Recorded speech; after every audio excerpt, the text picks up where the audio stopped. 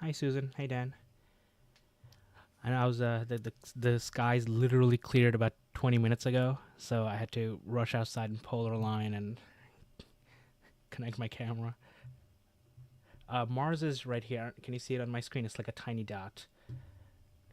So if I like up the exposure, that's when Mars becomes available. But then the moon gets completely washed out. So I'm expecting Mars to move this way.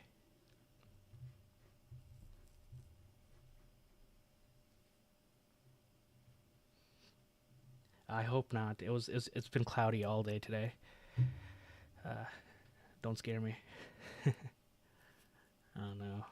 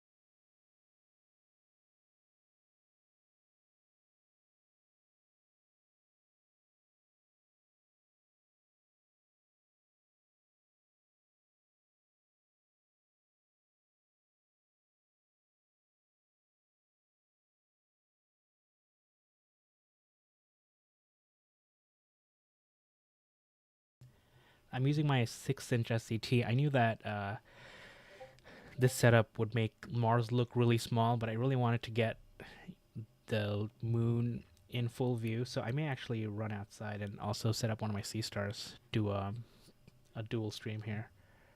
So I might do that in like a few minutes.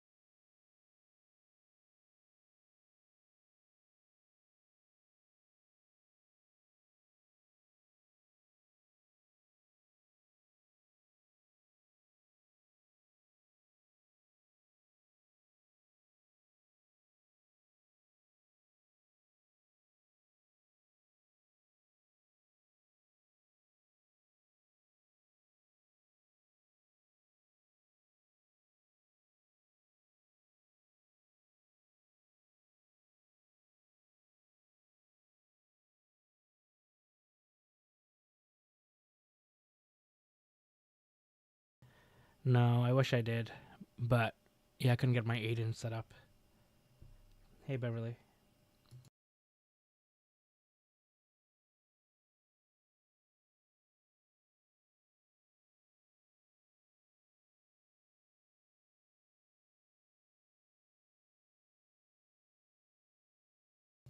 Hey, Jim.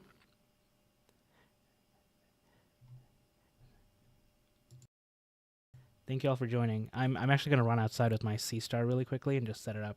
See what I can get if I can do a dual screen share here.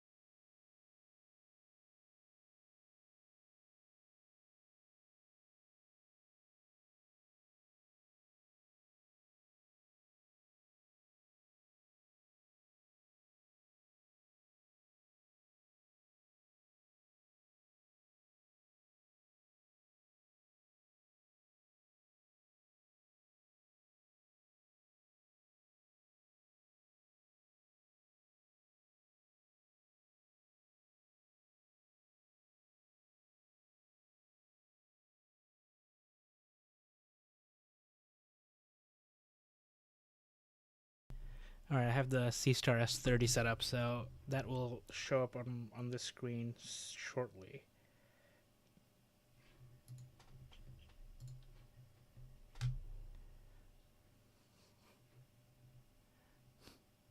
Yeah, and I also did realize this setup, although it looks cool, the pixel sizes on my camera is a little big, and 1500 millimeters is just not enough to get Mars, even though it's at opposition right now.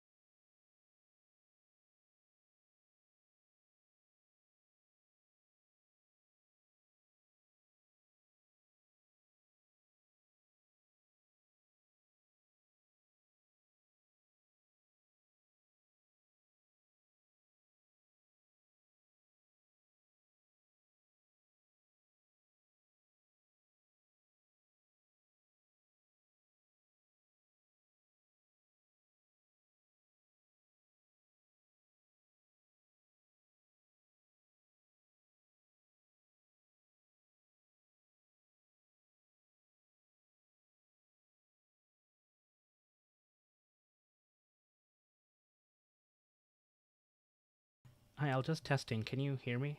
I think my audio may not be working properly. Just if anyone can say yes or say no if you can't hear me. Thank you.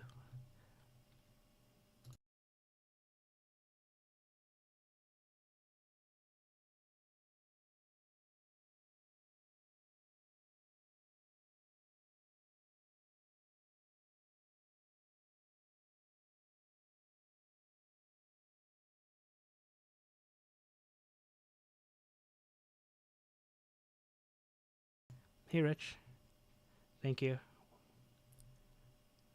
I hope you're getting some clear skies.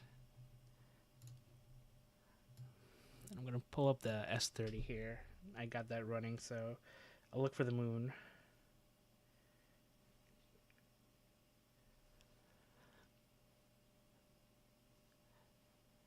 This one should give better colors. Yeah, this is one of the things about using a regular Astrocam is that the colors are off because it's not set up like a planetary camera.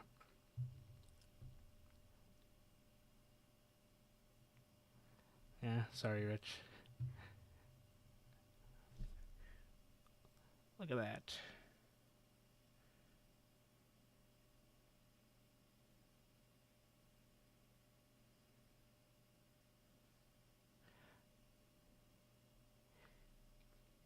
Can I even see Mars?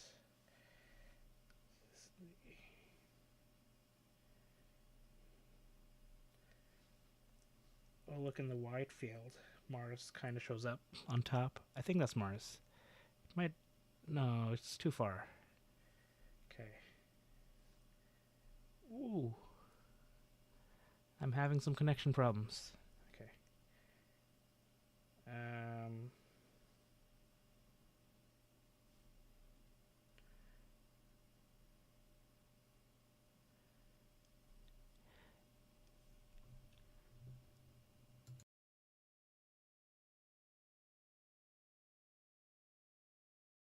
Yeah, right now we're just seeing like the debear pattern. So you can see it's like that. It's like blockiness here.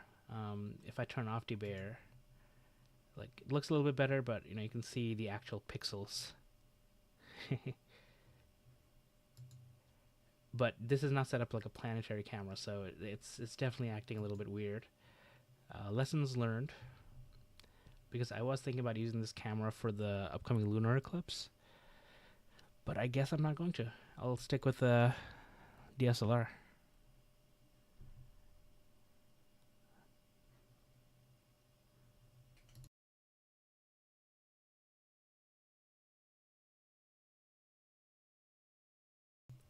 Yeah, and my C-Star is having some connection problems.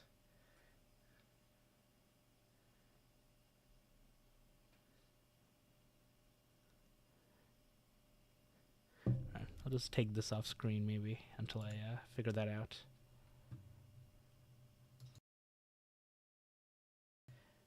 Maybe I can also pull up Saturn or Mars from last night, because it looked, with an actual setup.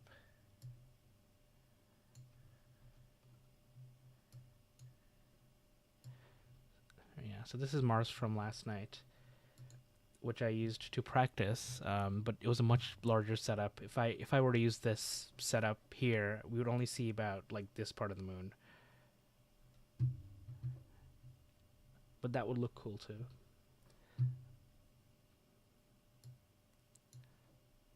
It's just a much longer setup.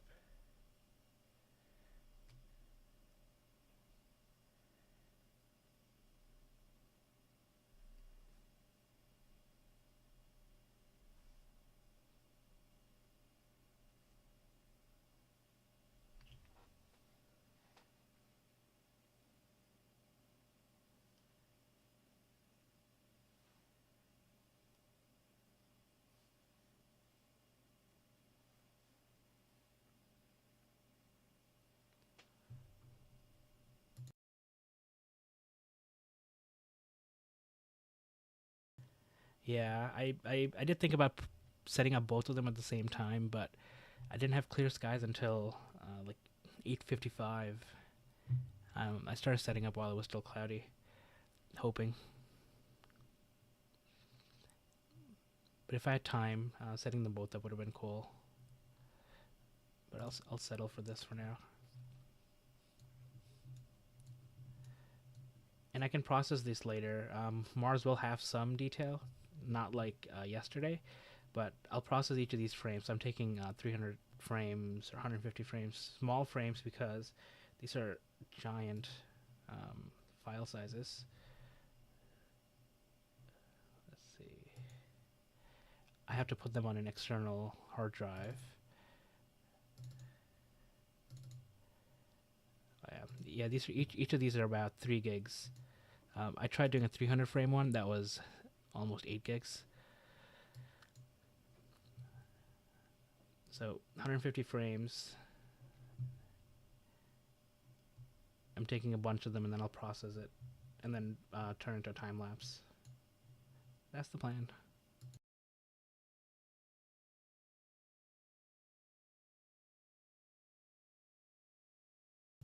And the C-Star is still struggling. Don't know why.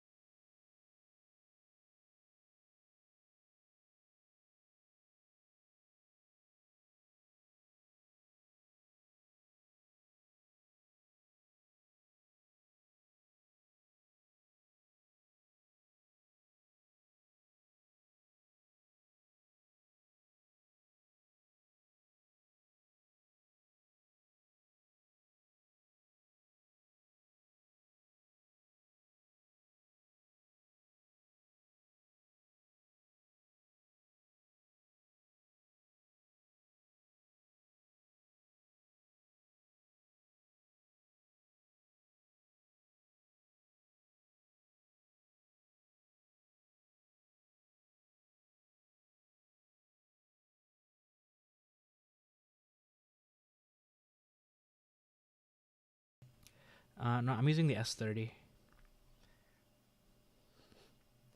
It is currently not doing so well. I don't know what I'm looking at here, but it is having connection issues.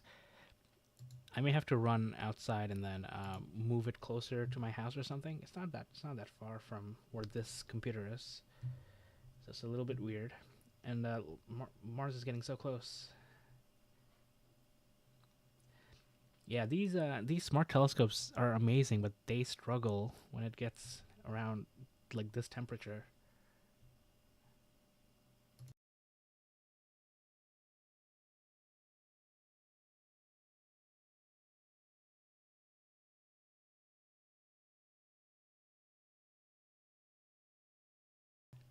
Yeah, good point. I'll go later.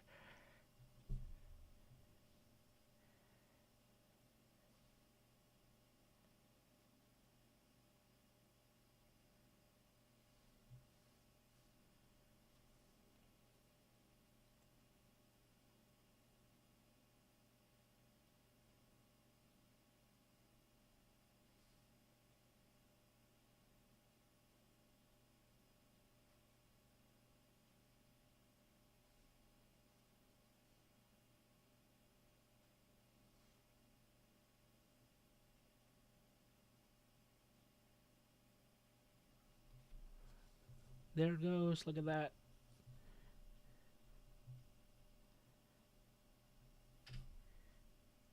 It's hiding. And it's about gone. Alright, see you in about an hour.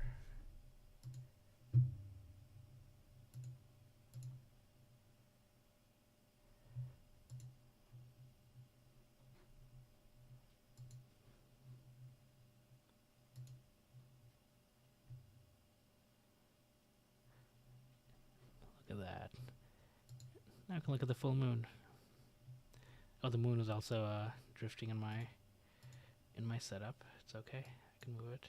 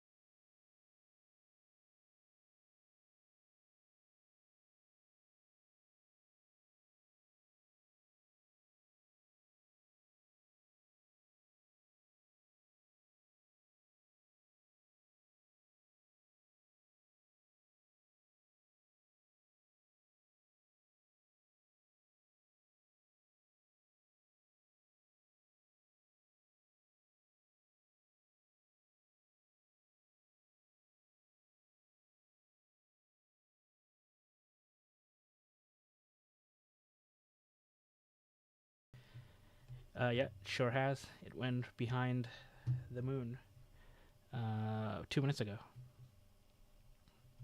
Very dramatic. And I'm expecting to pop out around here at around 10:40, assuming I still have clear skies.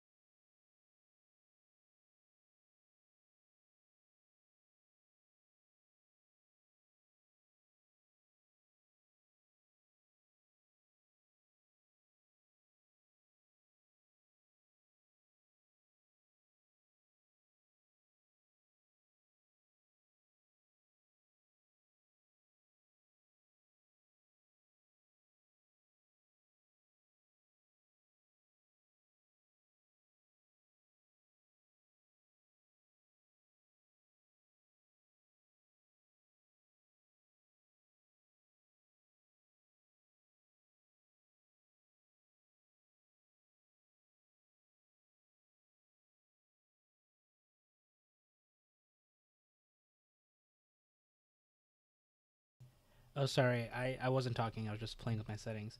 Let me see. The shots. So I can show you from yesterday. I don't know if you were at the stream. So this is what Mars looked like yesterday for my setup. Looked really good in the live stream, but I had a bigger setup with the Barlow, so I was really close to the moon. Tonight, Mars looked tiny. Sorry, I was close to Mars yesterday. It looked really tiny today because I was trying to get the full disk of the moon. So I might regret it later when I process it, but it's okay. I think when I process it, I'll still be able to get the red of Mars to pop out as well. So we'll see. And I am in the East Coast. Yeah, I'm right outside of Boston, Massachusetts.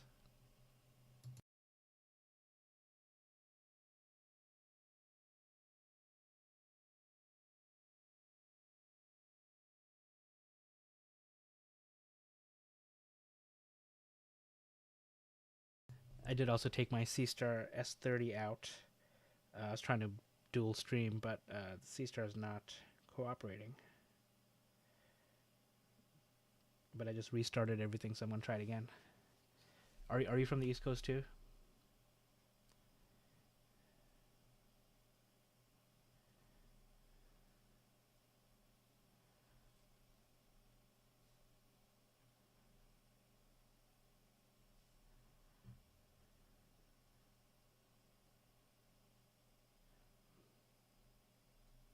Ah, cool.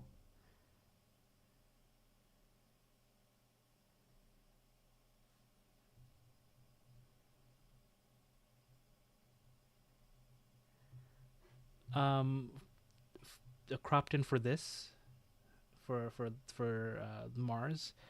It was a really narrow field of view. Yesterday, it's an 8-inch with a Barlow, so it was about 4,000 millimeter focal length. And I used a small planetary camera, so it was. I didn't crop the camera in, but it compared to this field of view, this was very tiny.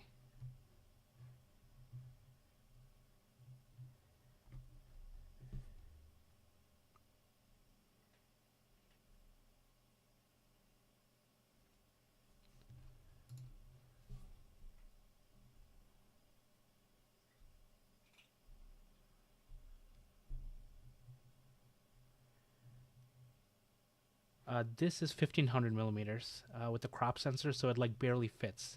This is at full resolution, so 6224 by 4168. Yeah, this is why I picked it. I wanted to get the full lunar disk, but yeah, that of course made Mars look tiny. So I have Mars from yesterday on the screen.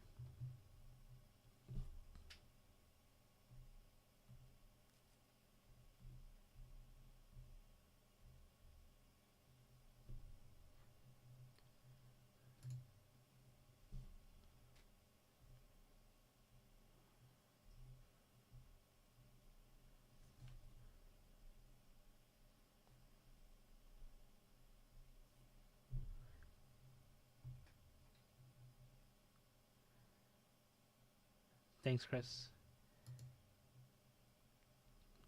Hey, Uzi Games. This is a catadioptric, so uh, kind of a reflector. It is a reflector. There's a mirror, but it's a catadioptric. I took a picture of my setup. I'll post it on the screen in a minute. Just gotta send it to myself. Hey, Toygar. Yeah, I remembered. I did like your name, Uzi Games.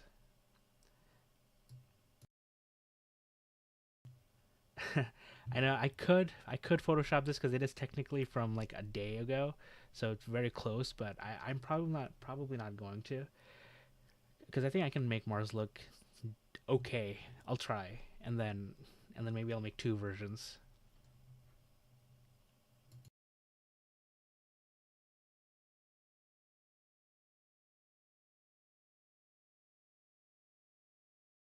And for the next hour, this is a lunar live stream.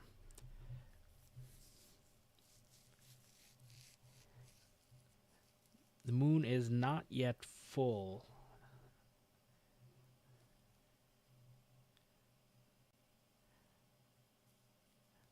What setup are you using, my Chan?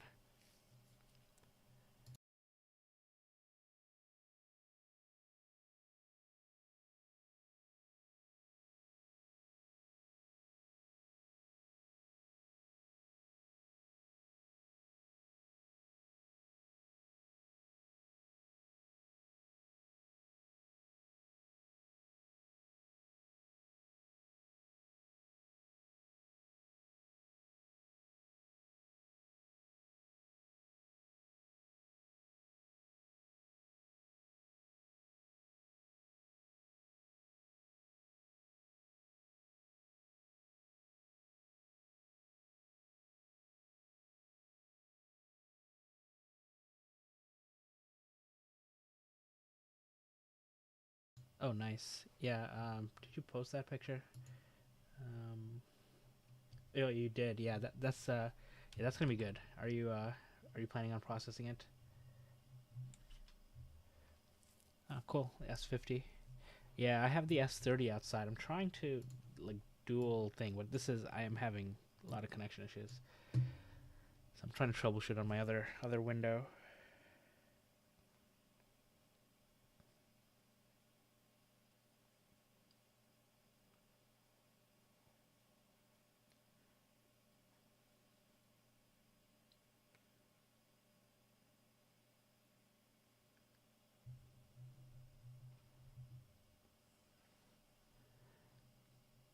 Yeah, it's a tough call whether or not to use a Barlow. Yesterday I used a Barlow. I used a 2x Barlow. I almost used a 3x Barlow because I thought the seeing was going to be good, but it wasn't. But a 2x gave me a nice shot. And tonight I'm not using a Barlow, so we'll see. You probably have a better shot of the moon.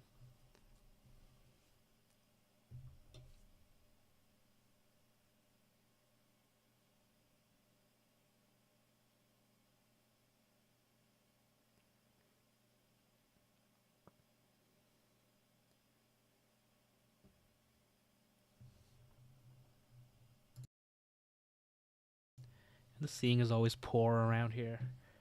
We can't catch a break.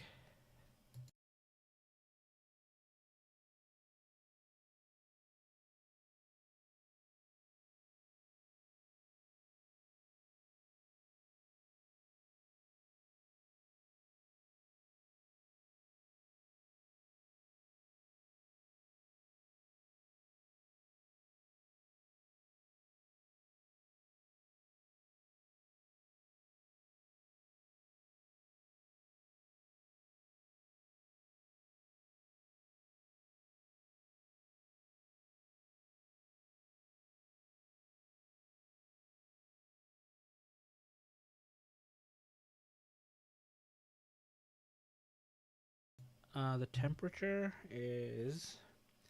I gotta look it up. It's not that cold. It's 37 degrees Fahrenheit. So yeah, I think that's what it is. Yeah, it didn't feel very cold when I was also running up and down steps. So I wonder why my C star might be just too far from my router because I did have to place it in the yard. So I'm actually gonna run outside and move it a little bit closer and then give it a try again. Be back in 2 minutes.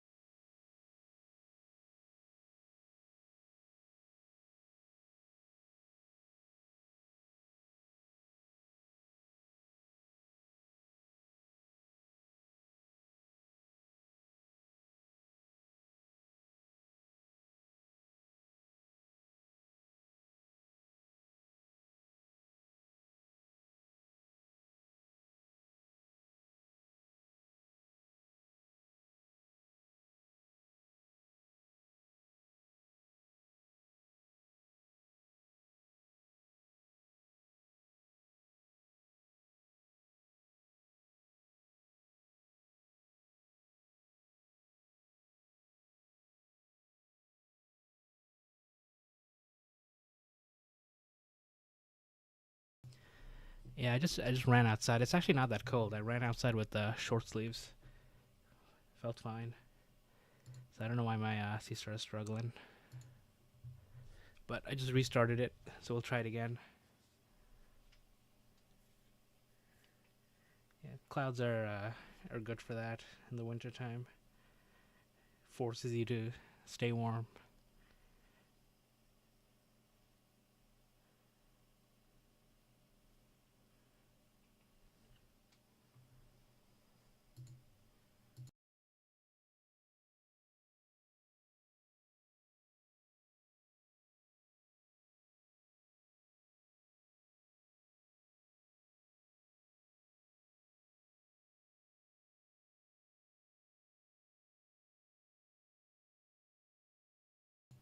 Oof. Yeah, I think you have our temperature from yesterday, Beverly. That was about what we had yesterday.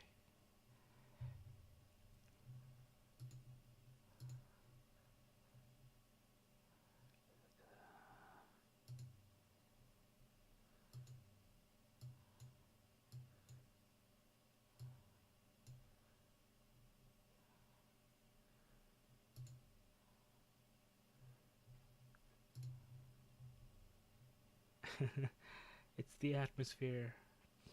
Hey, Cotton.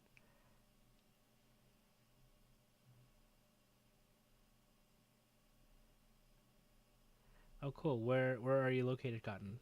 Because if you just watched it go back, you can probably time when it's gonna come back out and then run back out and see it. Do I have a video on how to edit these kinds of shots? I might make one of this. So I did something similar in 2022 when the moon and Mars were near. So it was a conjunction, not an occultation. I didn't do it was like literally a single shot. There was nothing to edit. I just went into Photoshop, raw, camera raw, and then just made edits to the brightness and the contrast and tried to make it look as good as possible. But these I'm taking videos, so it may be good to follow up with an actual how to process. The only problem is it'll be my first time doing it too, so I'll be um, applying what I know for like lunar processing, Mars processing, and then hope that it translates. But I'll work on that. I have a huge backlog of videos I need to finish, but I can try to make that a priority since it'll be fresh on everyone's mind. Oh, the other problem is I'm traveling to North Carolina for a few days this week, so I won't be home.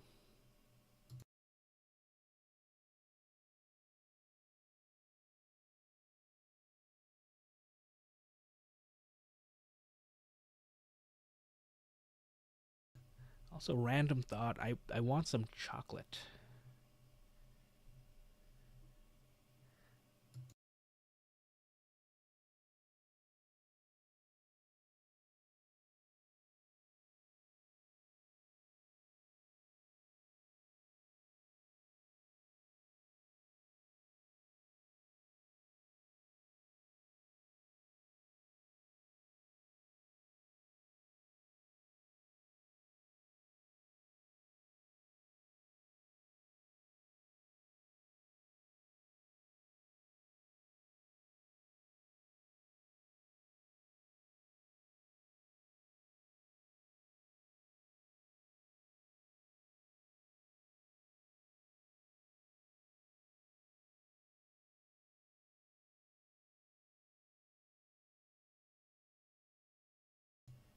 Right now, I'm taking videos. I'm taking 150 frames per video because they're like 3 gigs each,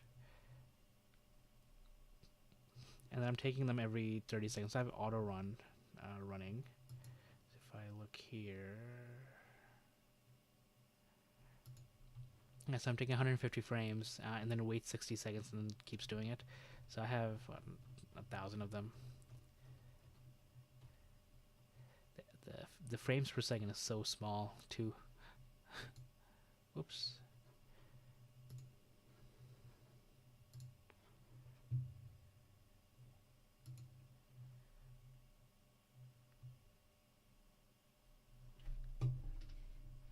Oh, sorry. How's this? I got this new mic over Christmas.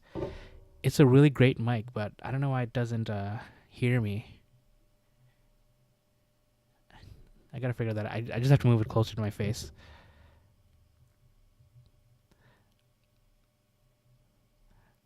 And hot chocolate does sound good.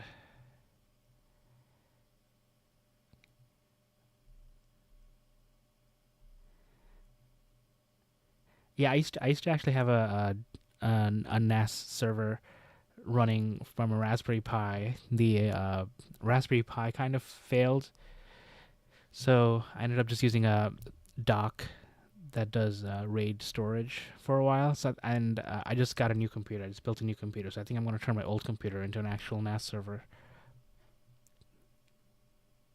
Try and get 100 terabytes in there.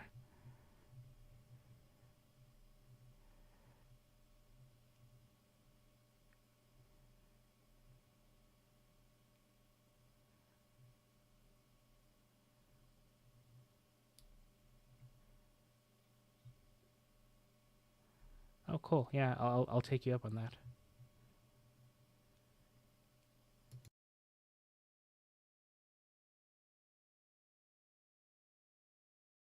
I found one of those chocolate coins on my desk from a week ago, I think. So that's my snack for the evening.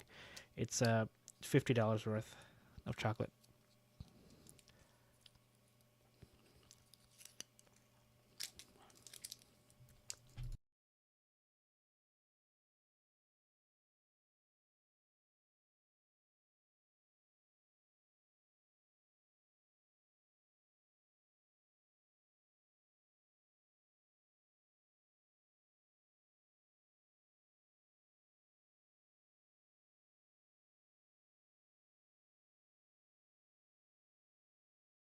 All right, try number two with the S30. See if I can get to the moon and have it respond.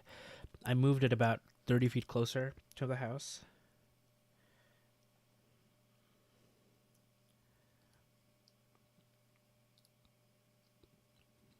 The only benefit here will be that the colors will probably look a little bit better on Mars, but both of these things will look much smaller since it's just a 30 millimeter aperture, 150 millimeter focal length. Look at the moon coming up on the small wide field. And one of the cool things I like about this one is that I can go into the wide field camera, zoom in, click on this, and then click on go, and look at that. It's like click to go to. When it works beautifully. And it appears on the.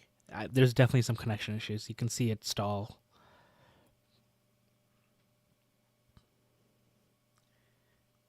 Woof. That looks. Yeah. Looks fine.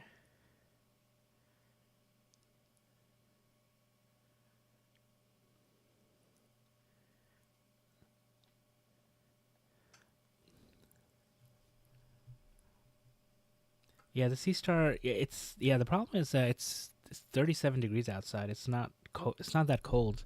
I was just outside in my short sleeves. So like, it's the connection. I think being too far away from it. Which it has actually done like in like 20-degree weather without a problem. The Dwarf 3 has been worse actually. Like when it comes to connection issues in the cold.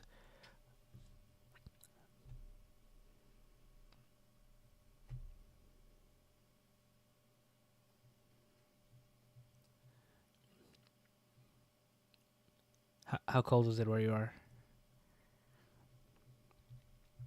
Ah, it's not focusing.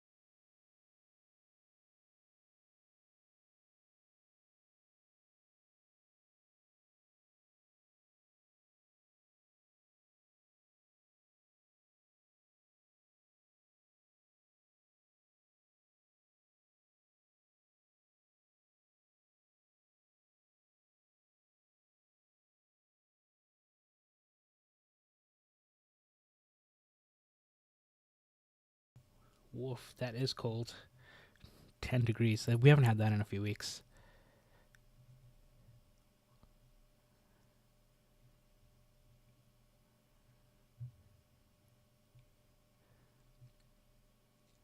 It's colder than my fridge.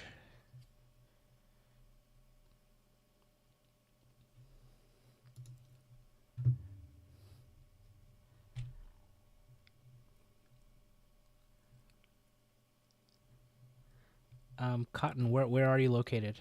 So I'm in Boston right now, and I'm expecting it to pop out at around 10:42. I think is the time.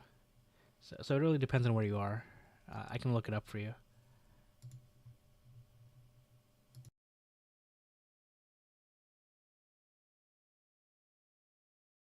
Tennessee. Hey, give me 1 second.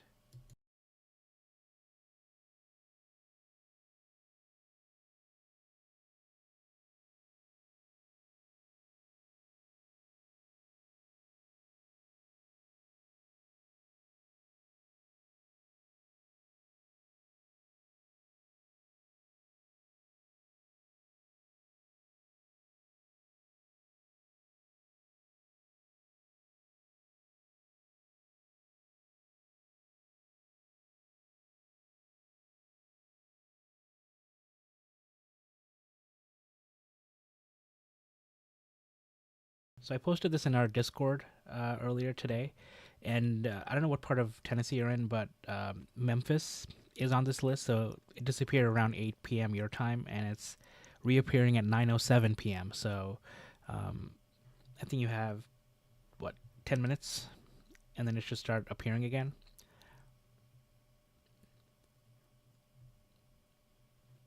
And for us in Boston, it's where am I? 10:42. So it varies based on where you are, but hopefully this helps. And if you are not part of the Discord server, please feel free to join. We have a great growing community.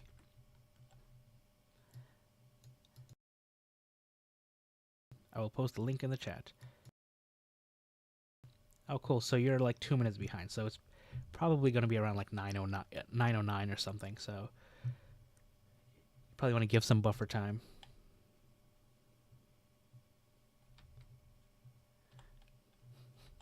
Oh, Beverly, earlier today somebody commented on one of my videos that she just took some photos of Venus and Jupiter from her balcony, and without seeing the name, I thought it was you, and then it wasn't.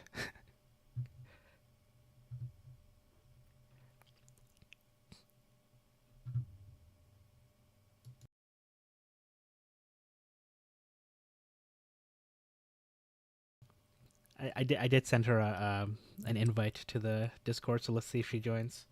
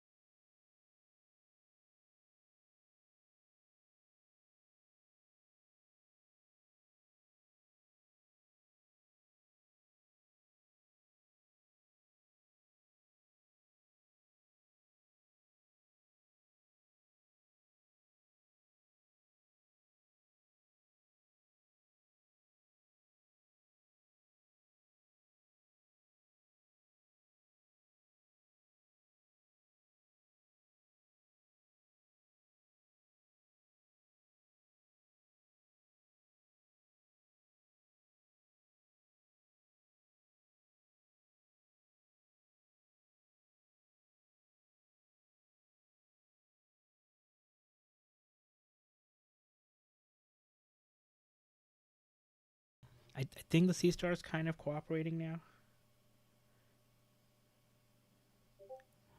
No, I think I jinxed it. Oh. It works whenever I move the window to the other screen.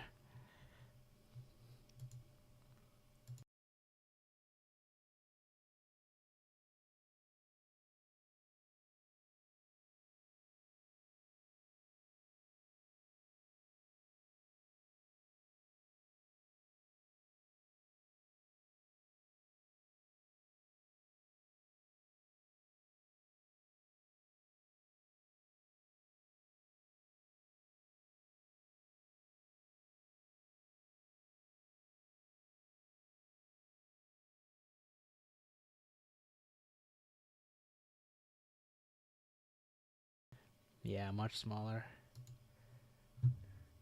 And much glitchier.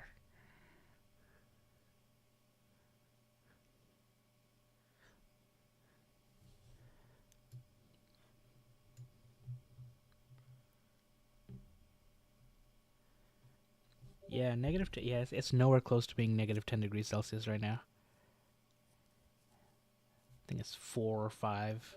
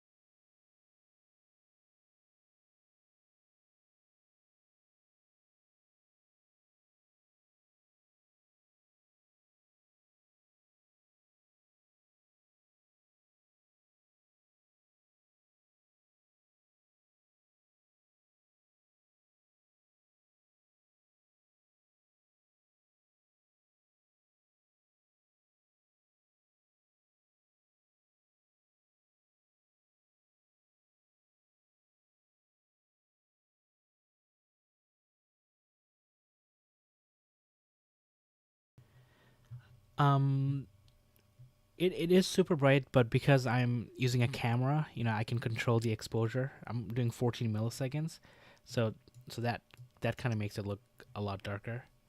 But if I were to take an eyepiece and look through my telescope, it would look much brighter, blinding almost. But I do have a filter on there, so it's not to say I don't have a filter. But the filter is an UV IR cut filter, just to get the colors a little bit more accurate when I process it later. But that filter doesn't dim the moon or anything. It just blocks out wavelengths from the infrared and ultraviolet.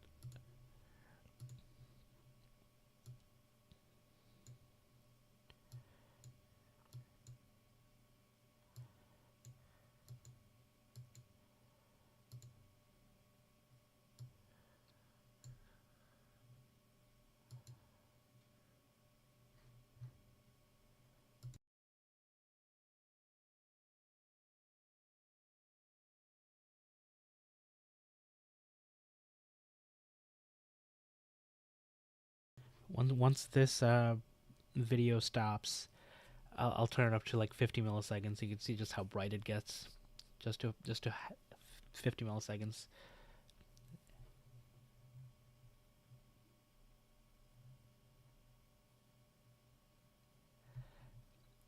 The moon looks reddish because of the camera itself. So it's just a wonky color because it's not post processed and it's a raw data. So I'm debayering it, and I can't control the white balance here. So you can see that um, the red histogram here is much brighter than the green, and a little bit brighter than the blue. So it looks a little bit purplish. If I were to if I were able to control it, then I could make it look a lot better. But I can't. So if I turn off the debayering, you'll see that it looks black and white. So when I'm recording, this is what the recording actually looks like, and then I can process it and then assign colors to each of the pixels, and then it'll look more natural.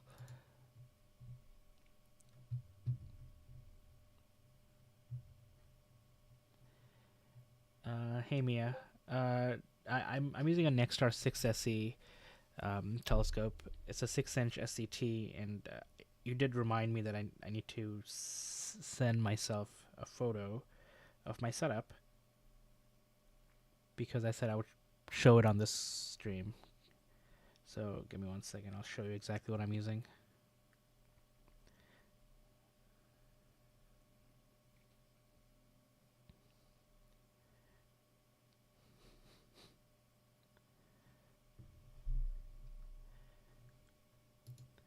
And this was taken with the 8-inch SCT, so I'll show both pictures. This is from yesterday.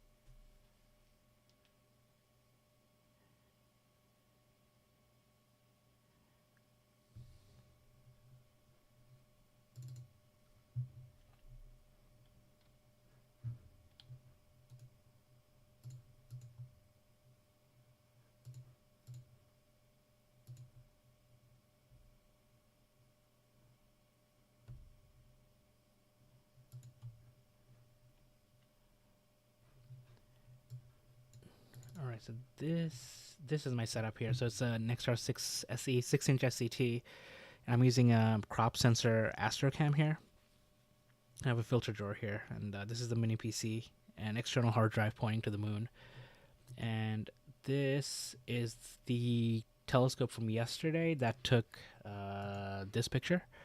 So this is an 8-inch SCT with an actual planetary camera, so I was able to crop in a lot more, get more detail, which I unfortunately cannot do with my setup tonight. But I think it'll still look fine when I process it.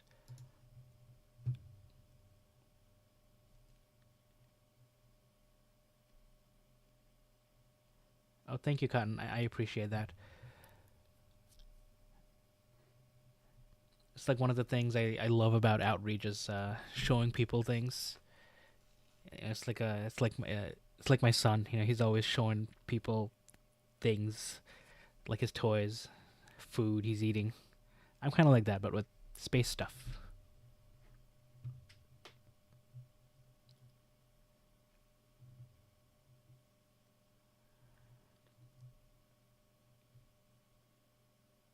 Oh, the C5 is great. Yeah, C5 is a classic.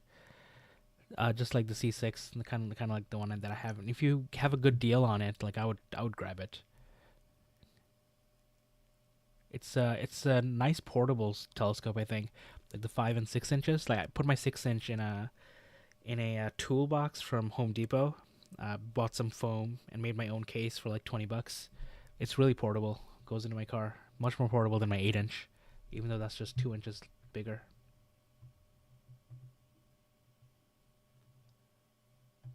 Yeah, if the price is reasonable, yeah, it's a classic telescope. I would get it if it's a couple $100.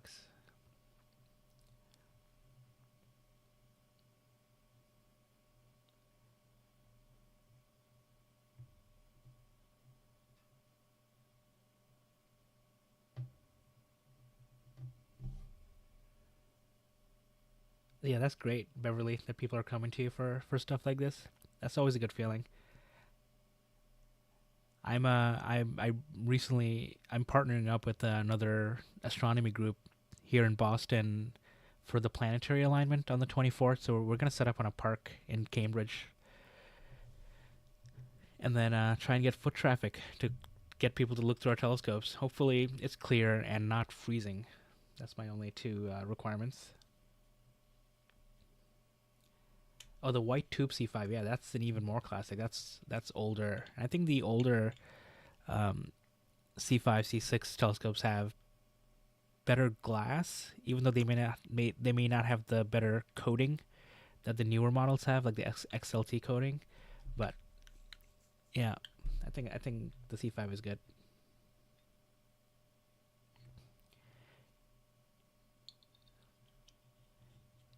Anyone have time for a Long Island, New York?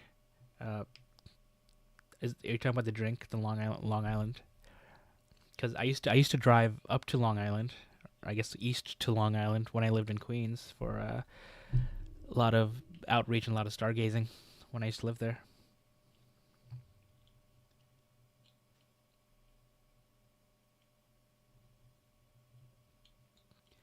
Yeah, it'll be cold, but it'll be good.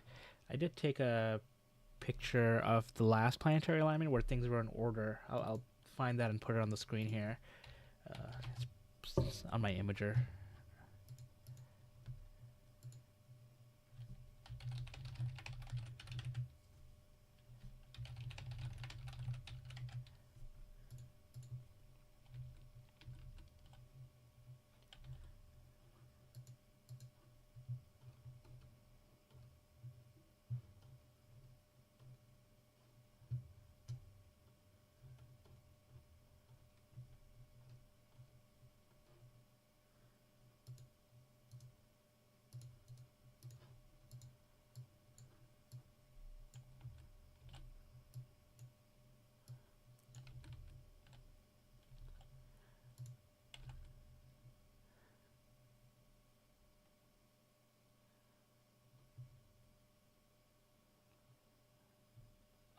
I think it's the 25th. It doesn't really. I guess it doesn't really matter. The planets will be in alignment for a while. It's just that on the 23rd or 24th or 25th, one of those dates, Venus and Saturn will be really close together. Saturn is really dim right now, so you can use Venus to find it. They'll be right next to each other. Okay, official Potato Lord. But yeah, I think if you just look at the sky, you'll find it. But anyways, here's an example of the planetary alignment that I got from 2022. Yeah, this is before my son was born, where I could just leave the house whenever I wanted at like 4 a.m. This is morning. I have another picture with the labels, but here I have Mercury, Venus, the Moon. I have the Pleiades here somewhere. There's Mars, Jupiter, and where's Saturn? Saturn is here. And this is the labeled version, so we can see exactly what this is. So yeah, Mercury. Like, I could not see Mercury until I got home and I started looking at the pictures on a bigger monitor, but it's there. This was cool. Venus, the Pleiades is here. You can see the little dipper there. The Moon. Mars is obvious. It's always red. Saturn, and then I missed Jupiter. Yeah, they were all in order. This is pretty cool. They're not going to be in order this time, but it's still cool to look at. And this time Saturn will be right next to Venus.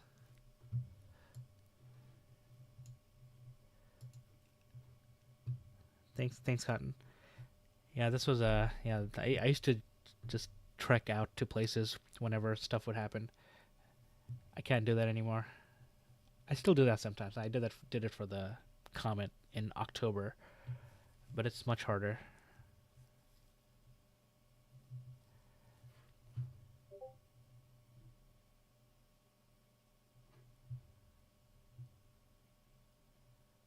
Yeah, thanks, Beverly. Yeah, that's right.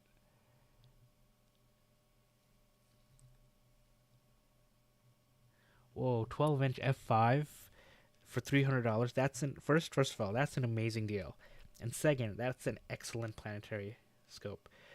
Imaging, you'll be able to do some lucky imaging. Does it come on a platform or any kind of tracking, or is it you manually track, which is fine. Like for planetary imaging, it's fine. For planetary viewing too, I mean, it's fine. Like you use uh, you'd be able to follow the planets pretty easily. Like 20, yeah, that's an amazing telescope.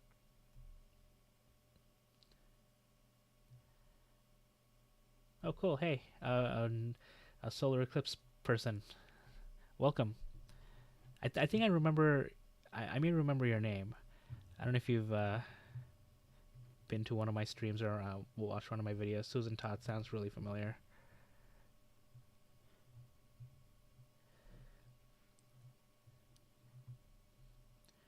Whoa, a custom tracking mount that was 3D printed, 12-inch f5 dop for $300.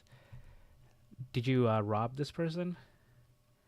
Because that sounds like an amazing deal. That telescope will be great not just for planetary but for deep sky objects too. Like M13, M3 will be coming around soon, so look at those. Those with the probably like a 7 to 10 millimeter eyepiece, those will look amazing. Look up the Dumbbell Nebula, the Ring Nebula. They're all gonna be great. 380 Australian. That's even a wait. No, wait. That's Uzi Game saying that.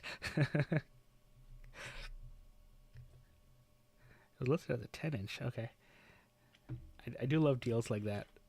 That's great. Congrats. That's a steal. That's a great purchase.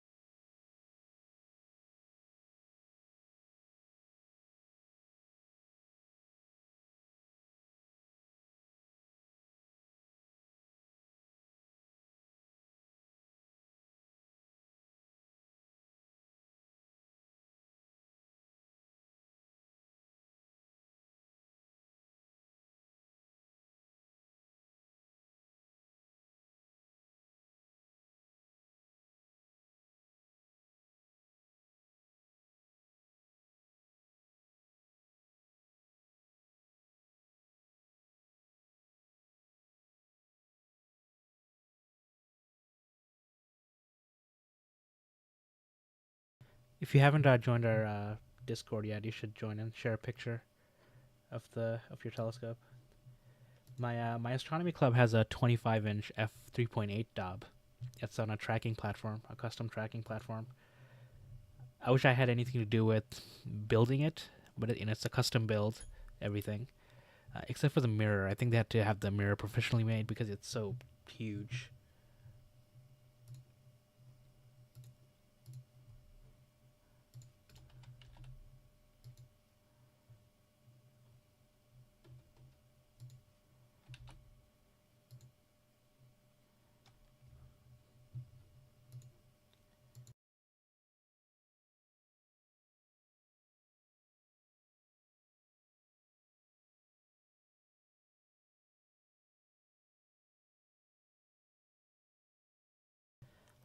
No, that's on my list to do at some point. Maybe when my son is a little bit older. The telescope club or astronomy club I'm a part of is called the Amateur Telescope Makers of Boston. We have some of the world's best opticians part of the club who are teaching the younger people how to make their own mirrors. And I wish I had time to take part of it. It's like weeks long. Like you have to dedicate like every Saturday for I don't know a couple of months I think at least, which I can't do at the moment. Maybe when my son grows up and goes to school and is tired on Saturdays, or maybe I can take him. That'd be nice. Oh, cool. I'll check out that post. I am a frequent visitor of that subreddit.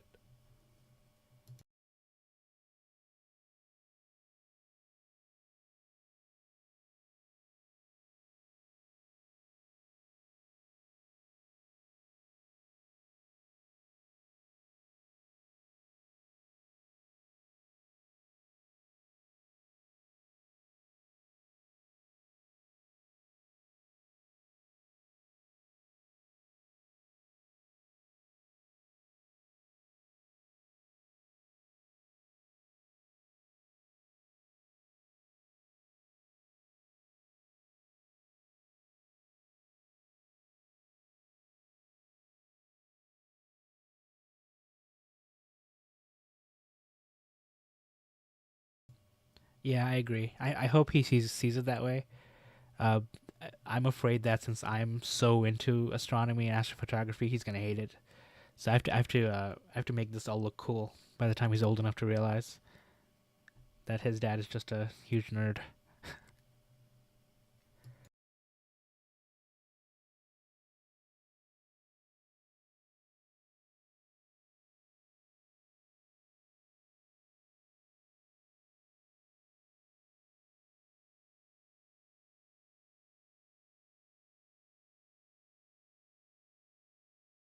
Oh, he does love playing piano too. At his grandparents' house, they have a smallish piano. It's like a full keyboard piano. I don't know anything about music, but he loves playing in quotes And his grandma knows how to play, so I think she'll teach him once he gets older and is able to actually play.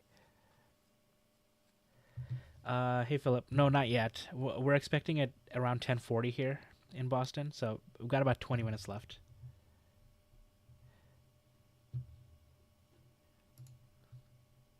I'll actually pull out Stellarium so we can double check. Oops, not this. Yeah, you can see I didn't perfectly polar align, so the moon is drifting away. I have to correct for it every once in a while.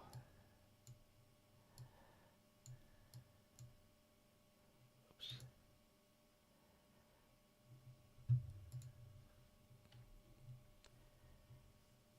Yeah, it depends on where you are. It's not equal everywhere. So some people are seeing it like disappear like here, and it's going this way, and it's shorter for them. For us, it's going almost near the center, which is a little bit lucky. So let me pull up Stellarium. Is it current? Yes, it is. Time is now. So time. So zoom in. Oops. Too much. So like, look at that. It's like 10:41 is when it starts peeking out, or when the light starts peeking out. But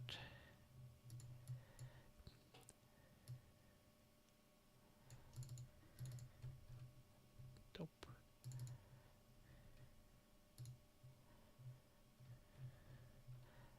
This is a cool animation. Whoa. Yeah, so around like 10:42 is when we should start seeing it. This is for my location. You can see it kind of just cut through, so we took the longer path.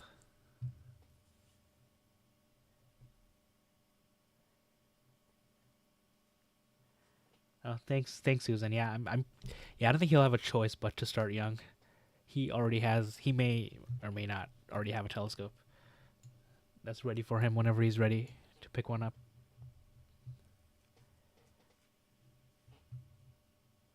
Yeah, latitude, longitude, all of it. I guess we're near the same latitude, but yeah. Or no, same. Are we in the same latitude? Same. Yeah, it all differs.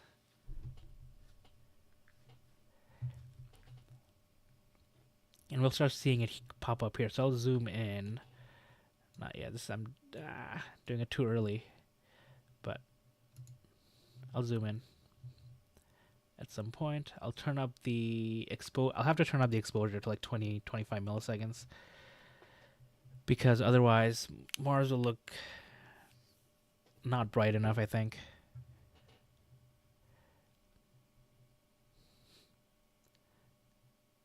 Oh, cool.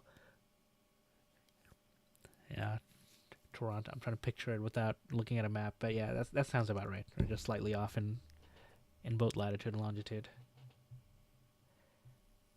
All right, good luck, Tiger.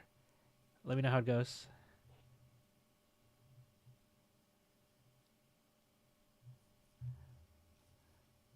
Yeah, I'm at like -71 longitude.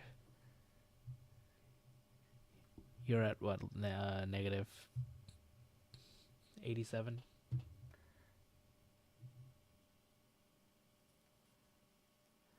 Oh yeah, that's perfect. I mean, whatever works. The last time this happened, I didn't set up at all. I went out walking with my dog, and then I saw something pop out behind the clouds and ran out with a manual equatorial mount.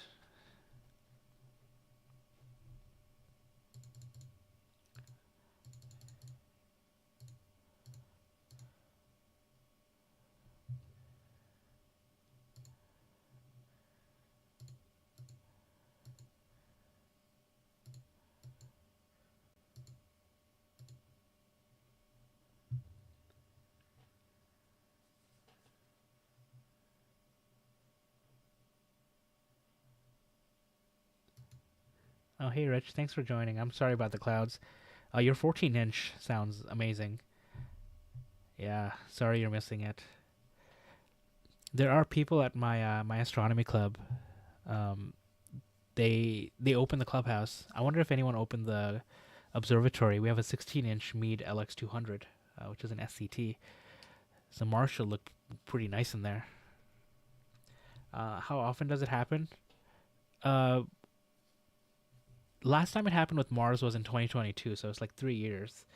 It happened with Saturn a few, I think last year. So it happens. It would depend since we have so many planets. It happens with all the planets fairly frequently, but happening with the same planet is probably once every few years, and it's not visible for everyone. So when I say once every few years, it's visible for, like last time it happened, I didn't see the occultation from my location, but people like 100 miles north, I think, were able to see it. So it really depends. It's rare and also not rare, if that kind of makes sense.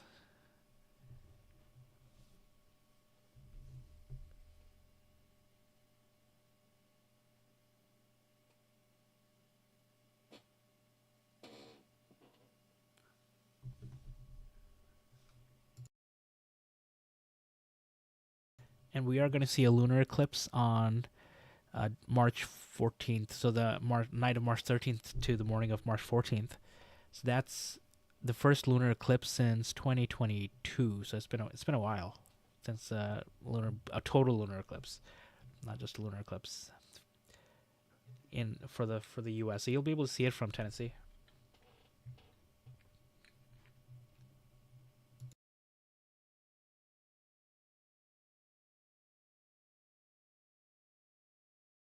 Yeah, 2025 with astronomical events seem to be pretty good.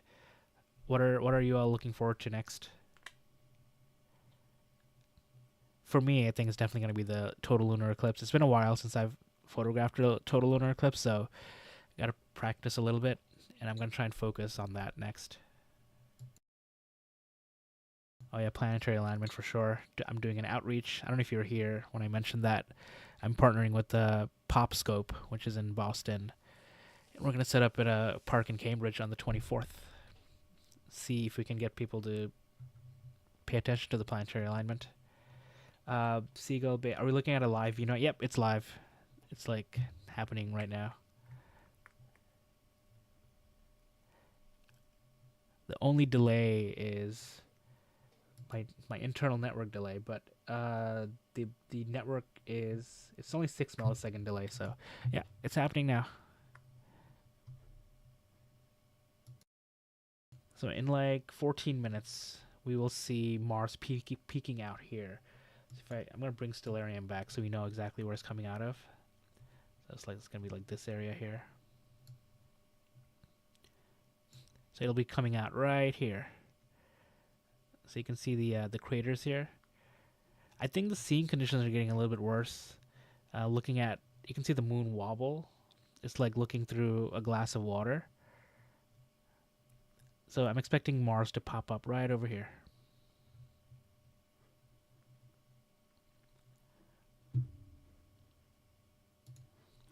I'll put Mars right here.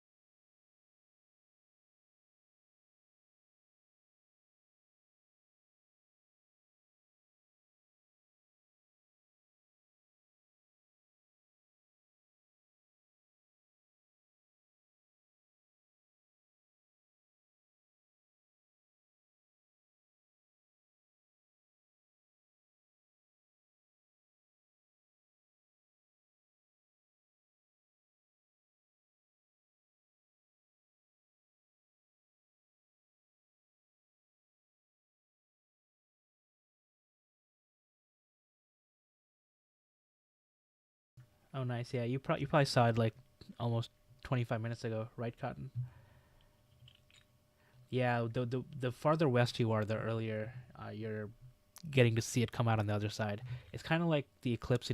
The farther west you are, the earlier you see the totality. That's why like Maine last year was the latest place in the U.S. to see it. Yeah, the moon is super bright. Yeah, it's crazy. This is at just like 21 milliseconds.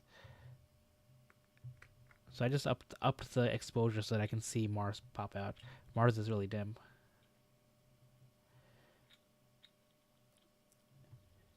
It's an SCT. It is upside.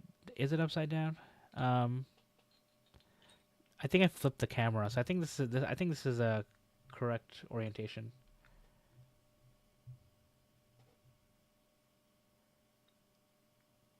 It could be upside down, but I could be. Yeah, yeah. I don't know. I always get those confused. Did I get a chance to see totality? I did. Yeah, I did. It was such a fun experience, and of course I have pictures of those too. I took part of a bunch of experiments, including the solar eclipse movie or totality movie.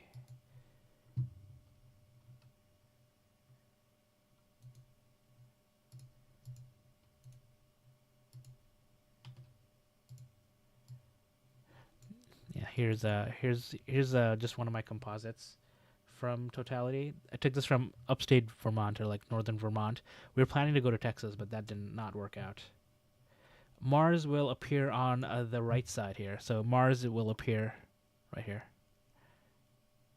So I'll zoom in once we're there. So it's as we are seeing in stellarium. So yeah, I think it is kind of right side up, but it's a little bit rotated. So in reality, it's going up and left. Here, it's gonna go just right here. Yeah, I agree with you. Yeah, totality for me was it's addictive. I think can't really explain it. That was my third total eclipse too. I'm hoping to go to the one in 2027, skipping 2026.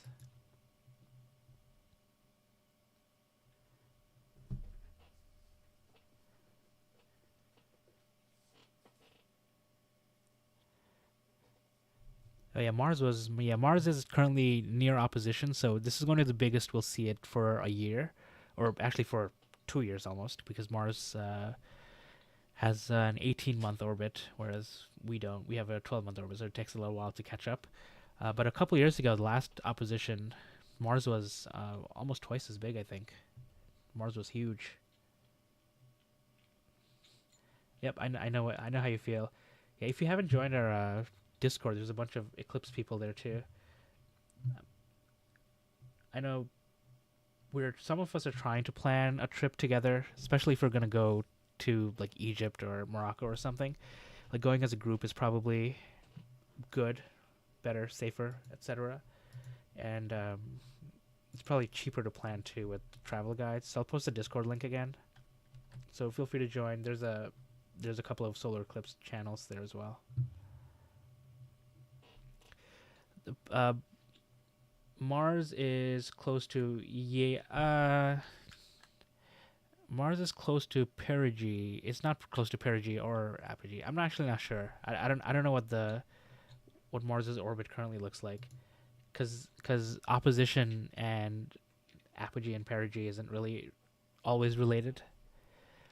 The last time Mars was at opposition, it was also at perigee, so it was closest to the Earth as well. This time it's not, and I don't know where it is in relation to the sun. Sorry. Iceland will be fun. Iceland, the only problem is it's going to be later in the day, and totality will be mostly over water, so planning may be a little bit difficult. There's already like lots of cruises that have come up and have already sold out. But if you want to talk more, let me know. And I think a couple of people from our Discord are also planning on going. So if you just post on there, I'm sure you'll get responses of like what people are doing. Yeah, that's one of the reasons I'm skipping it. It's gonna be tough to plan and probably really expensive. The one in 2027 covers a larger area, like most of northern Africa, some of Spain. That might also be expensive, but it's in the middle of the day. It'll be higher up in the sky. Lots of things to consider.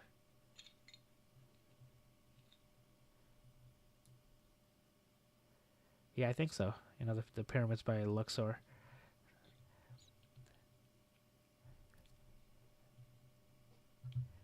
Or maybe that's when the spaceships called pyramids take off.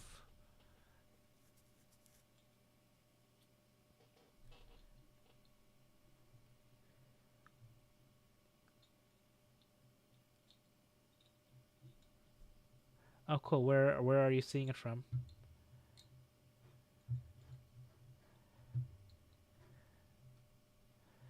Let me just adjust this real fast.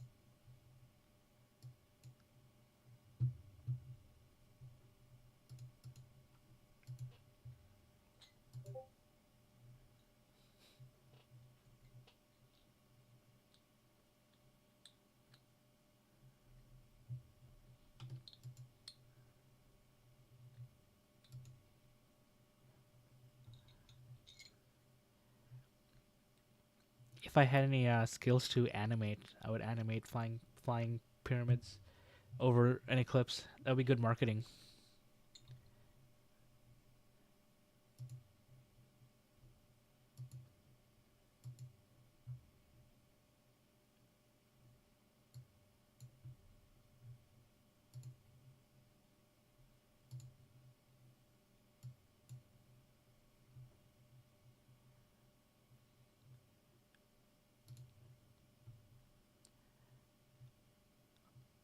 Oh, hey, Chris.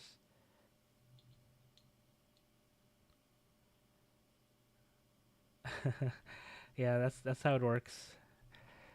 I took a chance and set up while it was still cloudy, and then it cleared up around 8:55, which is about half an hour before it started. That's true. I might I might not like the audience. I mean, yeah, nowadays, like if you read some of the comments on my older Milky Way tracking videos, I do have a bunch of flat earthers there. Some I've had to block because they started harassing other commenters, but they get crazy. I do want to get together with some people from maybe around the country, maybe around the world, and we can do the experiment where we can figure out the curvature of the Earth, measure the curvature of the Earth. I want to do that one day.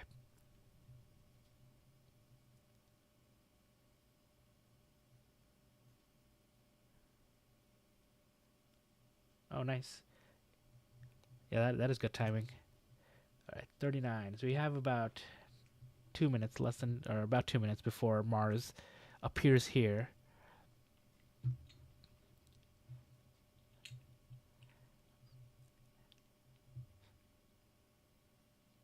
Yeah, a lot of my Milky Way shots get flat Earther comments. I don't know why. It's because they can see the horizon, I think. Also, my star trails. If I do any star trails time lapses, I get those too.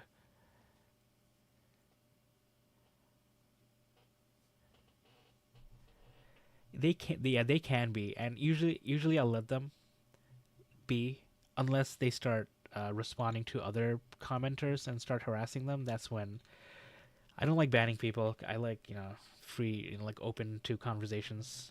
But if you start harassing other people, that's where I draw the line. Like you will get kicked.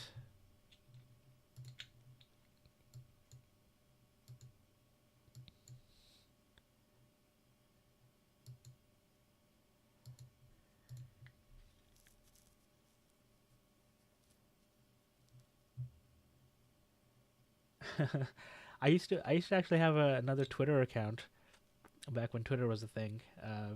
to to try and battle that kind of misinformation. There were a lot of flat earthers on Twitter. Too bad that site doesn't exist anymore.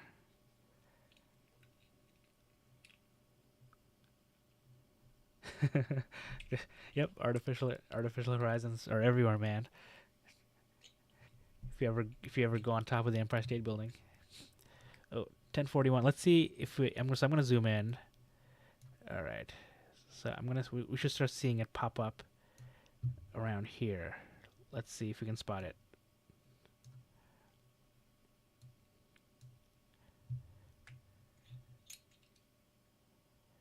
$10.41.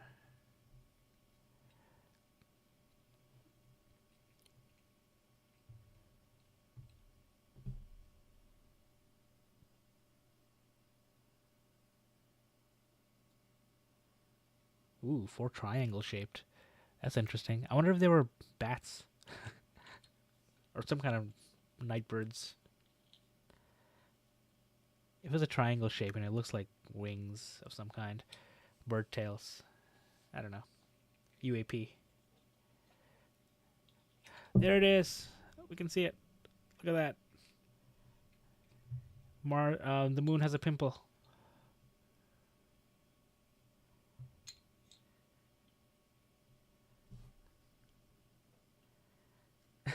I'm warm too. I'm in my basement office. I am not outside right now. I'm just happy for technology. Look at that. My time lapse is poorly timed.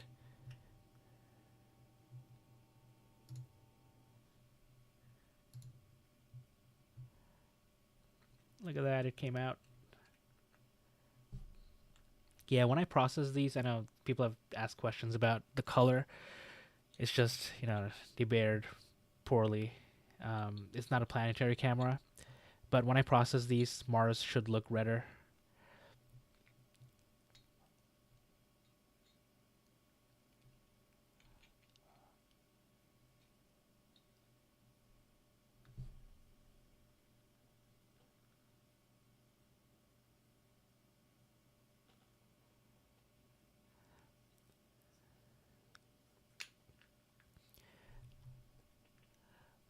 Yeah, and I'll see how my time lapses show up because the FPS on this is so slow that like as the video started while Mars was touching the moon, and it moved the whole 335 pixels in that time.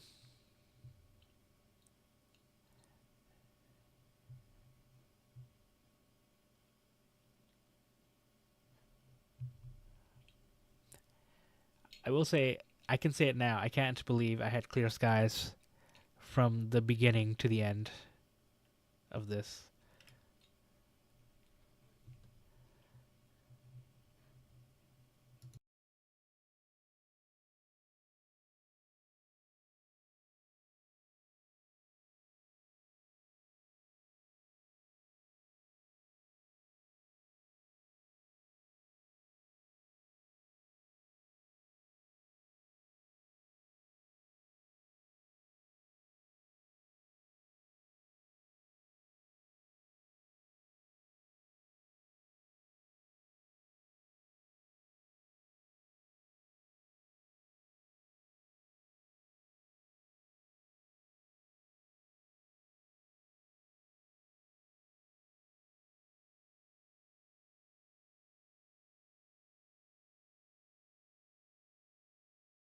Yeah, I would love to move to Arizona.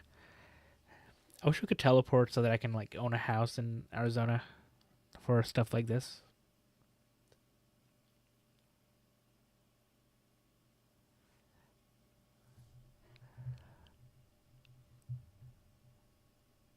Yeah, it was a little bit of a miracle. I set up not knowing if I'd get clear skies because the forecast was very iffy.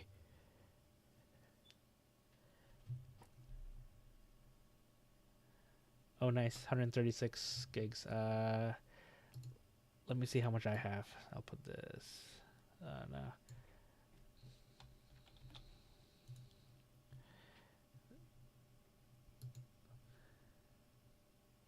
199.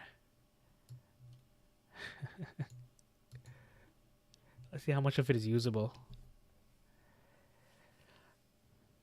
Yeah, I know a few people who put telescopes in at Starfront Observatory in Texas. I've thought about doing that, but I like touching my gear, and also I would have to like set up an entire rig that I can send down there.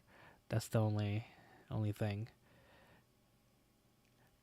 It gets expensive aside from the monthly cost, but I would love to do that.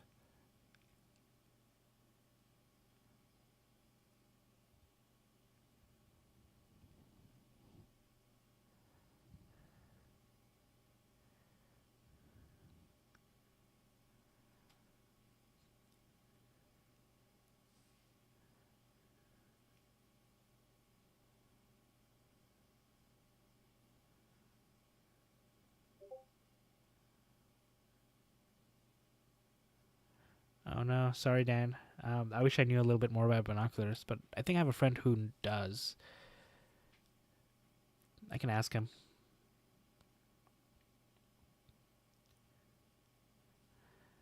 Oh, cool, Irving. That sounds like a nice, warmer place to be outside.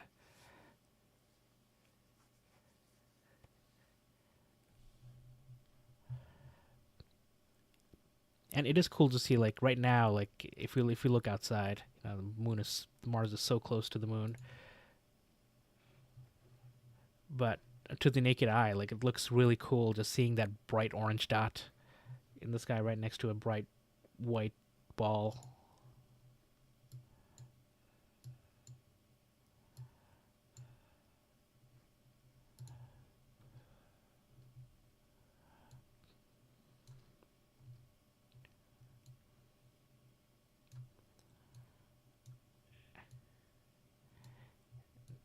Drag and drop. And if we look at Stellarium and I actually sync up the time to now, we can see this is why I love Stellarium. It's like so cool and like so accurate.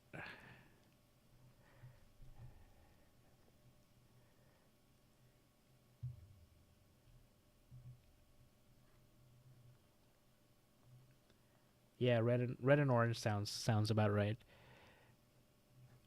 Yeah, it's just so incredibly bright. I will put up the picture I took of Mars yesterday. So this is from yesterday. So since Mars has a 25-hour day, this area would be moved over about 15 degrees or so.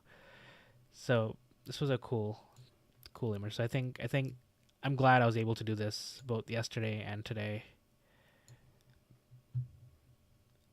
I know somebody suggested I superimpose this image on here, but I probably won't do that. Maybe I'll make a second version of it, but I'm going to process these and then see what I can do. My main concern is going to be just to get colors out.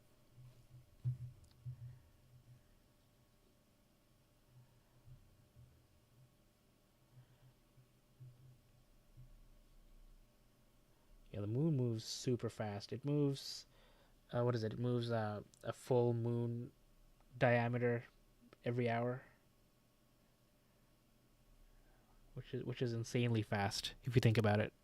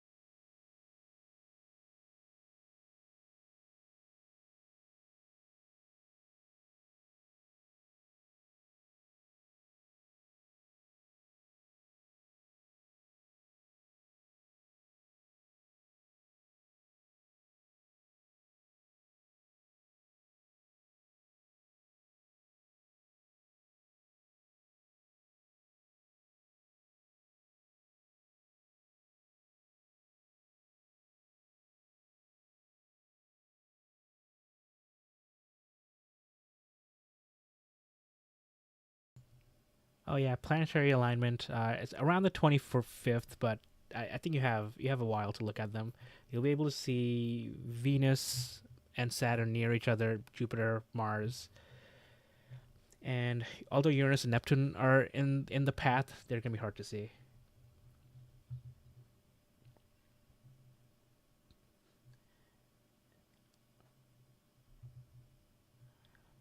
Yeah, I agree.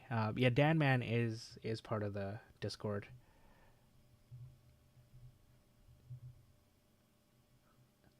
That sounds like a really great conversation for there. Share pictures and stuff. And yeah, planetary alignment. I'll pull up Stellarium while this is moving. I'll do this here. Let's see. No, I have to do this. So I'm volunteering with another group here on the 24th at 6 p.m. to look at this. We're going to set up on a sidewalk. We're going to do some sidewalk astronomy in Cambridge in Massachusetts, right by Harvard University. So we should get a lot of foot traffic. So you'll be able to see Saturn and Venus. So Saturn is going to be pretty low. It's pretty far, and the rings are almost edge on. But I'll take my 6-inch, so it should look pretty good. We'll have Venus. Neptune is there. I'm not going to be able to find it, even if I try. And then we'll have Jupiter, and Mars will be there. Will be pretty visible. I think we'll be able to see it in the east. So there you go. The planetary alignment. This is on the 24th, and on the 25th, Venus and Saturn kind of move away, farther away. So like on the 19th, I think looks like they're the closest, Venus and Saturn. So this is going to be a good view too. So if you have like binoculars and stuff, just look towards Venus. You'll see a thing with ears.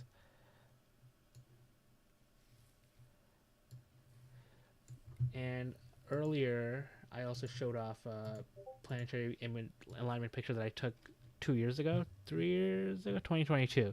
Yeah, so these are not labeled, but all of them are here. So this is a labeled picture. So I have Mercury, Venus, the Pleiades appearing in the daytime. I have the Moon, Mars, Jupiter is over here, and then Saturn all the way over here. So this was a nice planetary alignment where they were all actually aligned in order, right? So Mercury, Venus, Mars, Jupiter, Saturn. Neptune and Uranus were also in view, but I can't see them.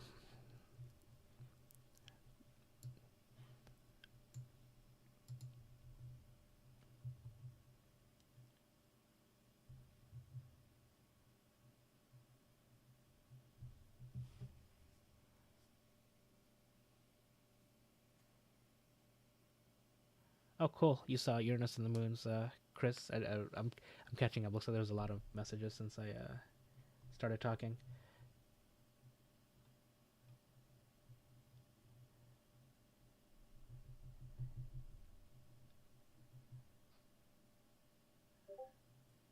How long until the rings of Saturn are back where they were last year?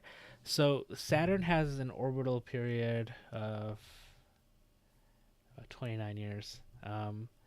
We don't have to wait that long. It's probably going to be like another year or so. I would check 2026, like late 2026 to early 2027, when Saturn will look a little bit better.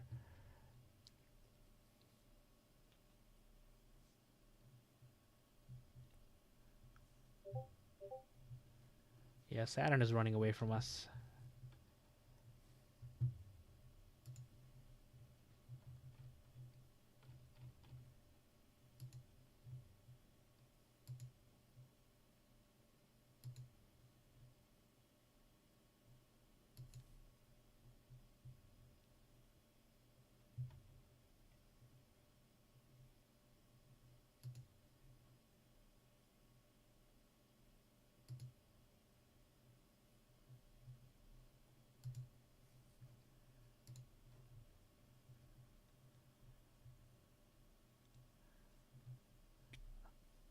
Oh, that's great. Yeah, I'm glad you were able to see Saturn. Like Saturn is usually my whenever I do star parties, I try to make sure the moon is out so that we always have something to look at, or Saturn is out because Saturn is always a fan favorite. Oh, nice. Yeah, I imaged Uranus. I think last year too with my 6 inch. I haven't tried with my 8 inch yet. I tried with our clubs 16 inch. Couldn't find it. Even with star hopping, the field of view is just so narrow, and the scene conditions weren't great when I tried. But that would have been a nice view. Saturn, Uranus, and Neptune with a 16 inch SCT. Hey, Renato.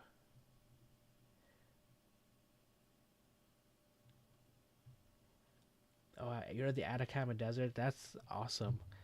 That's like the place to go to if you want excellent seeing and clear skies all the time.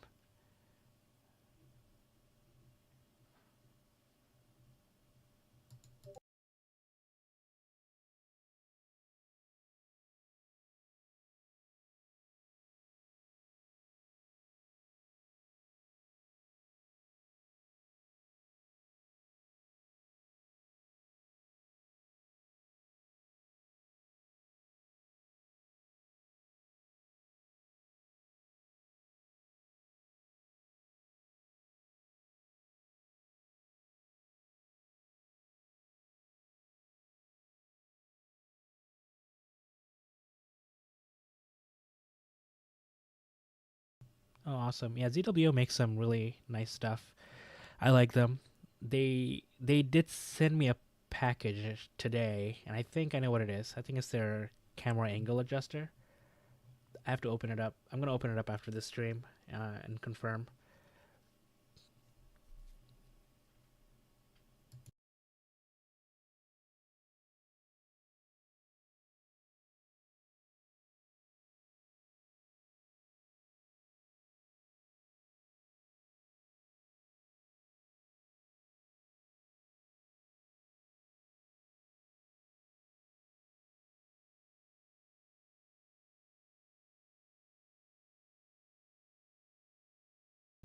I have a lot of ZWO gear, but I also have stuff from other brands as well, like my guide cam and solar camera. It's a two-in-one. Is QHY 178M. I have a ToupTek 2600 that I'm actually borrowing. I think I have to send it back soon. I'm just waiting for them to send me instructions. I have an iOptron mount that I love. I have a bunch of Celestron stuff too.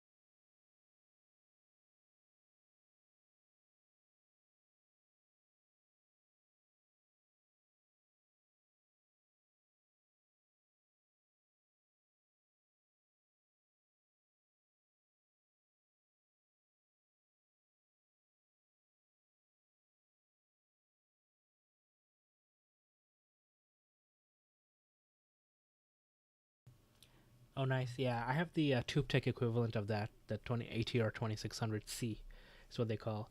I also have the ASF 533 MC Pro. I also love OSC cameras. I don't know if what's the name, Qubits or Astrobits is online here. He does mono and he does amazing stuff. If I had more time and I had more clear skies, I would probably try mono. I like editing mono images whenever I can, but yeah, like I don't get enough clear skies to try it from my backyard. I also have a shared backyard, so I can't leave my stuff out there. So it makes it harder. Yeah, well, the 2600 MC is a great camera. I kind of want to get their 2600 MC Duo with the built-in guide camera. You know, try and decrease the amount of stuff I need to carry. It'll make things a lot more portable. But I think it costs $2,000, which is quite a lot. I've spent enough money in this hobby.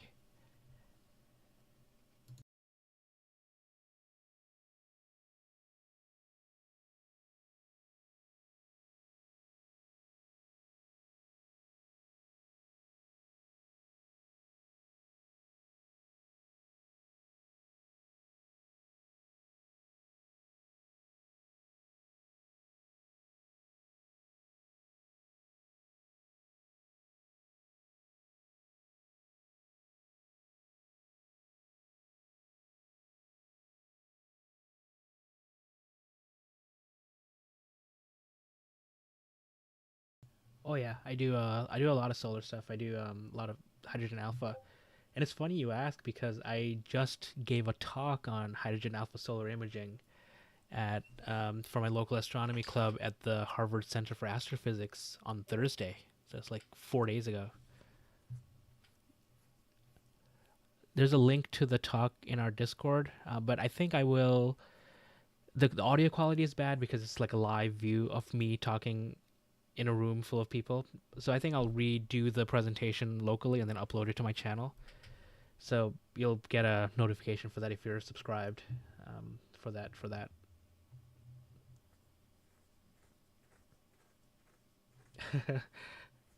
Yeah, yep. Chris from Fort Worth Astronomical Society is correct. Yeah, my wife is super supportive, so it's we fit really well together. Oh yeah, Jim, I saw that the triple the triple edge setup. That's an expensive set of gear, and yeah, since he partly owns Starfront and he has it there, it's definitely worthwhile. I haven't fully watched this video yet. Just the beginning of it.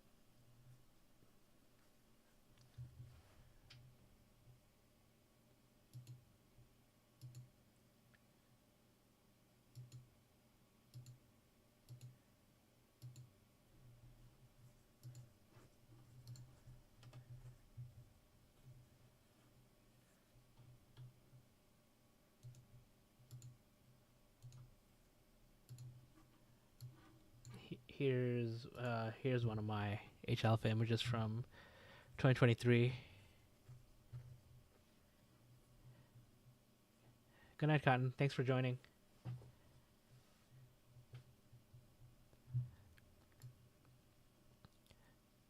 But yeah, I've been doing H alpha solar for a while. I only have a Lunt 40. One day I will get a bigger Lunt or bigger some kind of H alpha telescope. Get closer views of the sun.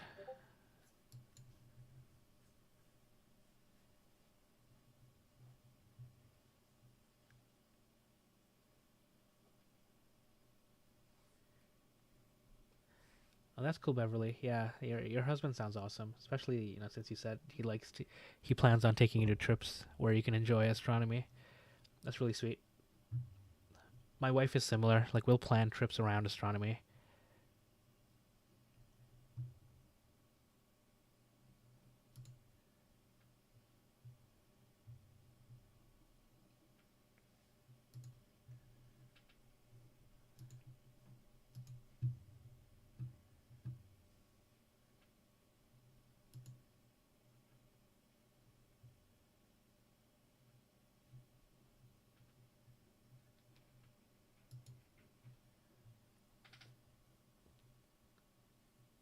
Oh, really? That's good to know.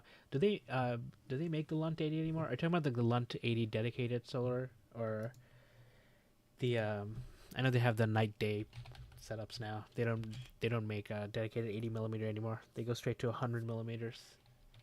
I think, or no, they go straight to 150 millimeters. That's what annoys me right now because then it just becomes so expensive. Yeah, I think I'd only have to get that in the used market. Yeah, because right now when I look at the Lund store, the dedicated H alpha is 40, 50, and then 152. So I could get the 80 millimeter universal telescope, but I don't need an 80 millimeter doublet. Yeah, it's a doublet too. So it's not even that. It's just so expensive. Come on, Lunt.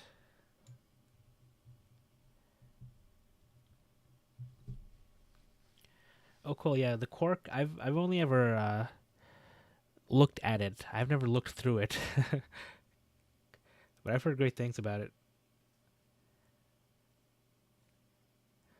Oh, Susan, that sounds like an amazing trip. I would like to do that one day too. My wife loves Iceland, and we want to go back one day. Maybe 2026. Not for the eclipse. Maybe we can plan around the eclipse so that everybody leaves and it's cheaper.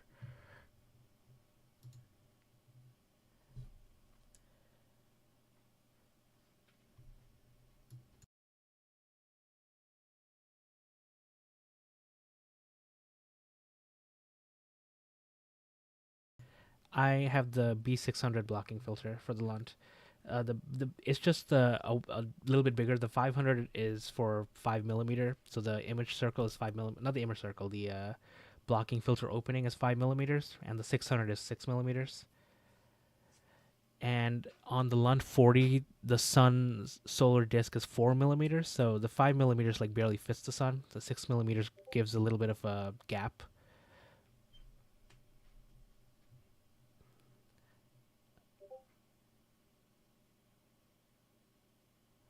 Ooh, yeah, yeah. I'm just reading that one of the guys got several 80 millimeters and 100 millimeter Lunt. That's awesome. I think they used to have 130 millimeter. They don't make them anymore. That's the problem. So you'd have to buy them in the used market. They have the 130 millimeter deep space, the universal telescopes, but I don't want a 130 millimeter doublet either. Oh, this is a triplet actually, but it's also $8,200. Like I just want an H alpha scope. I think the Lunt 130 and the Lunt 100 and the Lunt 80 used to be much cheaper.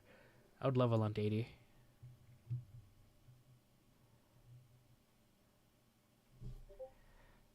Oh, cool. 127. Explore Scientific. I'm just guessing the brand. He said 80, 127 millimeter Apo that I can think of.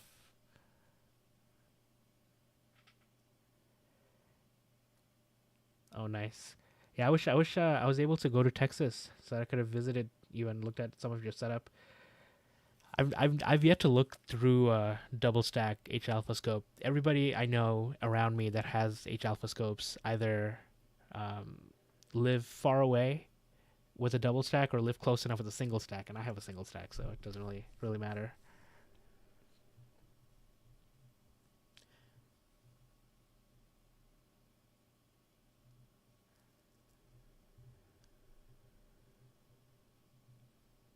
Oh yeah, yeah. With the double stack, it decreases the band pass.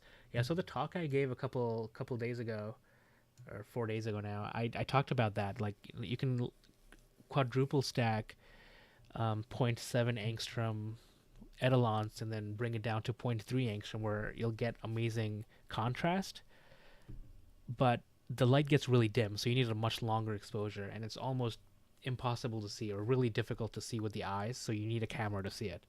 So that's what it is. Yeah, H Alpha live stream sounds good. I'll definitely watch. It's been a while since I've done one too. It's just hard in the cold.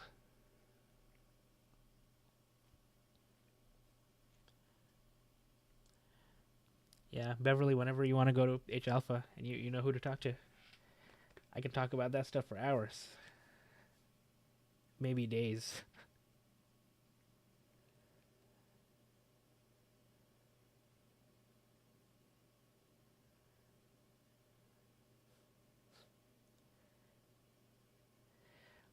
Oh yeah, Philip. Yeah, I think I remember that.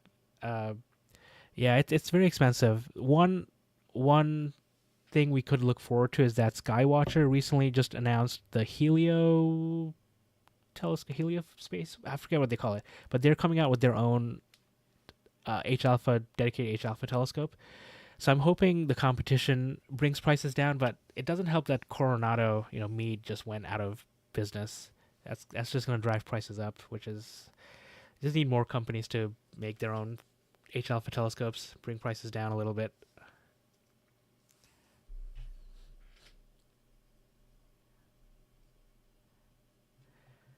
Yeah, yeah, yeah. You're right about the long exposures with H alpha.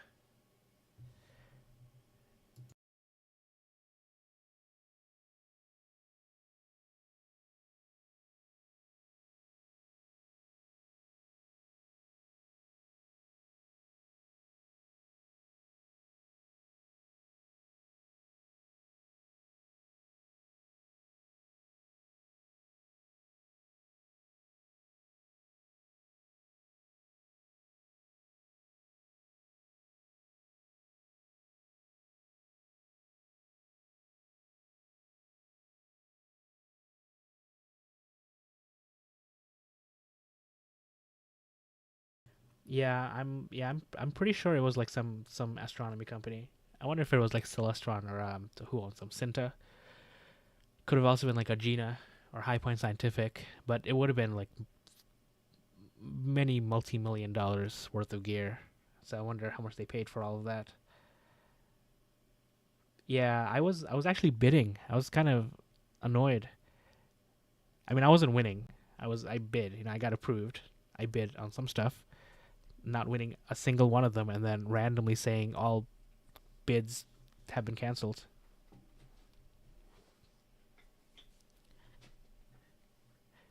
Yeah, and that auction was also set up so weirdly. There was a lot of 10 Coronado scopes. Or was it 100 millimeter Coronado? Or nine? No, it was 90 millimeter Solar Max Coronado scopes. Like, who wants a lot of 10 of them? That's $100,000 worth of retail price.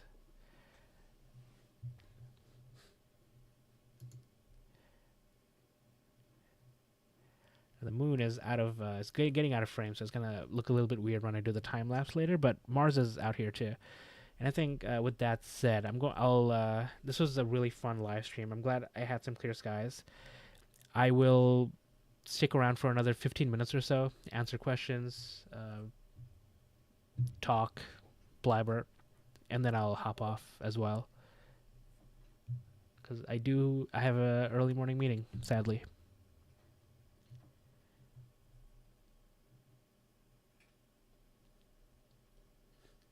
Oh, that sounds fun. Yeah, yeah. I was like part of a group. We're trying to bid on lots together as well.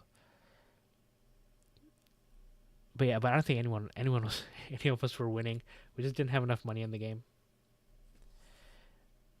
The project I'm on, they have a early morning meeting every day. It's like a stand up. I hate it.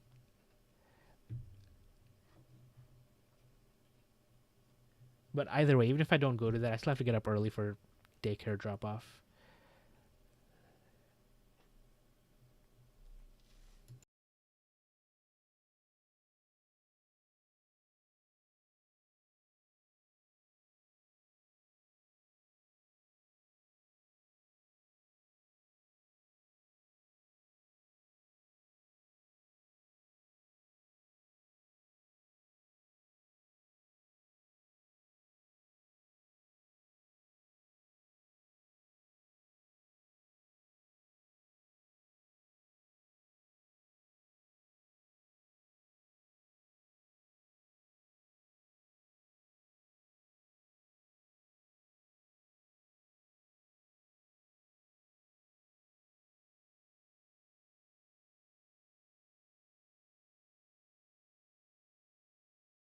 Yeah, I just wanted to bring out Mars a little bit more as it moves away. So the sun is getting it's gonna be too bright. So I think I'll stop with the uh, time lapse here. I probably have like 300 gigs worth of data now.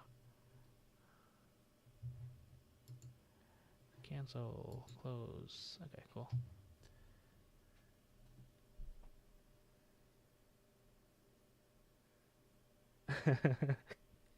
That sounds fun. Oh, thanks for asking, Beverly. His cough is much better. He had some weird bug and an ear infection last week, so meds definitely helped him. He's much better this week. Haven't heard him cough since Friday, I think. Oh, cool. Yeah, and your Vista is getting to you soon. Awesome. That should be fun. Can't wait to see what you see and what pictures you take through it.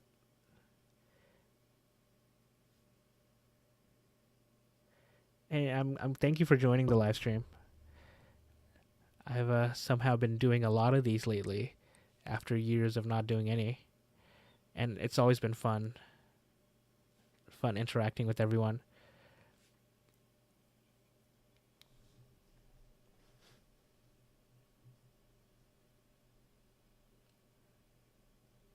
Oh yeah, he's back to being bossy.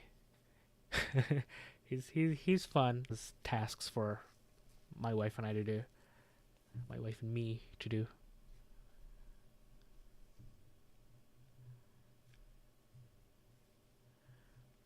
Yeah, and secondly, I'm feeling like double better because we're flying to North Carolina on Thursday. So hopefully he feels okay and the flight is good. It'll be his first flight, so we may get banned from JetBlue.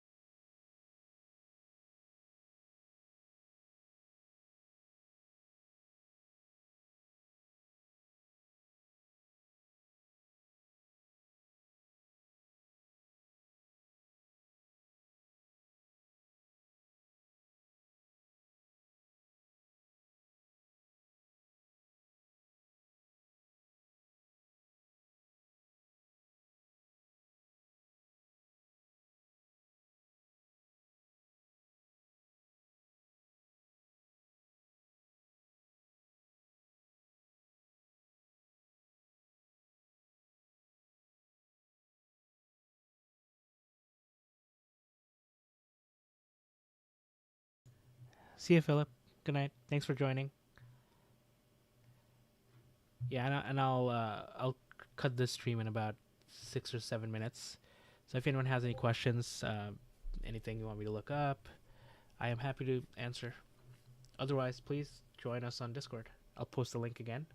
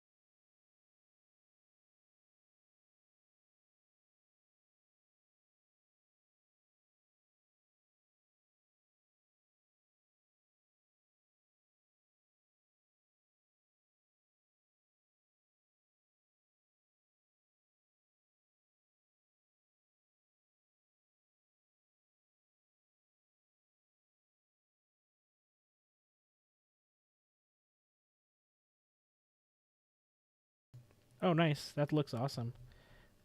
Are you in a, are you are, I mean that sounds awesome. Are you on our Discord? Like if you can post a time lapse there if you haven't yet. That would be awesome to see. I'm hoping I can turn this into a time lapse, but we'll see how good things look. I have a lot of data I need to sift through and a lot of real life that will get in the way. Mars is dimming. I wonder if it's going behind something. Could be going behind a tree, actually. So what I'm going to do is I'm going to move the moon more out of the way. And then we can look at Mars. Look at that. With the moon out of the way, Mars looks more colory. Color on Mars looks a little bit better. So I can do this.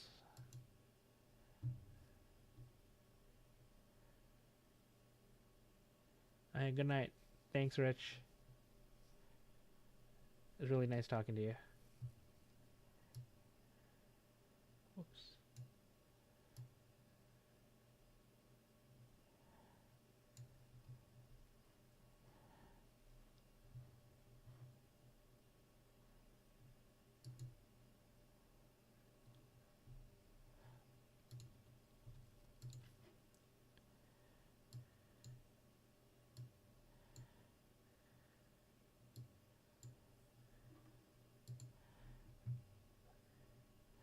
Look at that. I'm going to take a couple of videos of this and see if I can get any detail out of Mars. It does not look like yesterday's.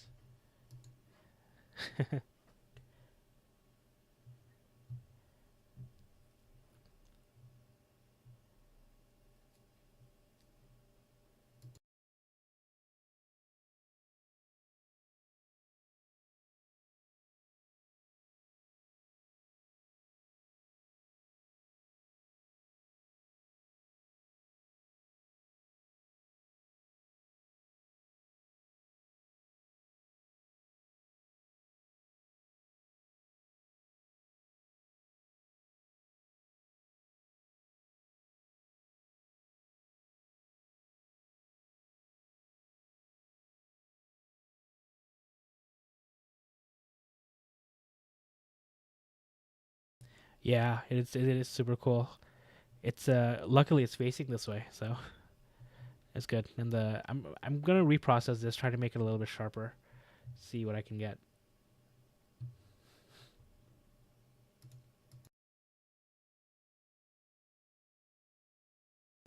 And I don't think I'm gonna get much out of this shot here, but once this is over, I'm only taking 300 frames. I'm gonna crop in and take another one. There we go. So it's cropped in. Let's see. Yes. All right, it's still saving.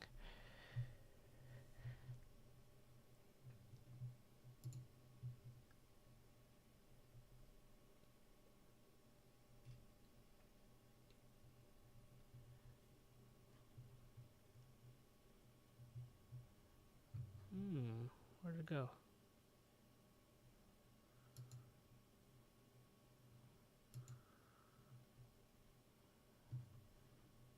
Whoa. What the heck happened? Oh, no wonder.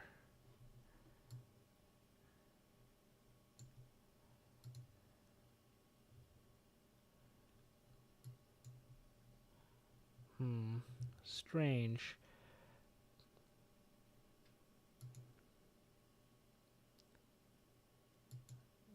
Weird. Thank you. Yeah, yesterday, like it was not the best seeing, but it was still pretty good.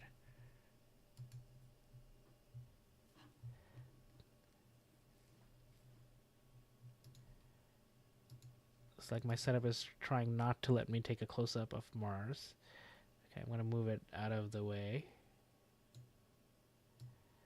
Get out of here, moon.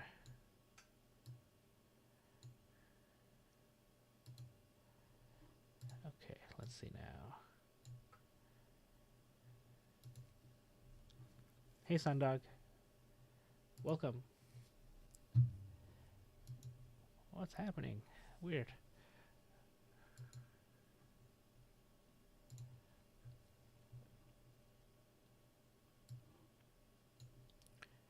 Super strange.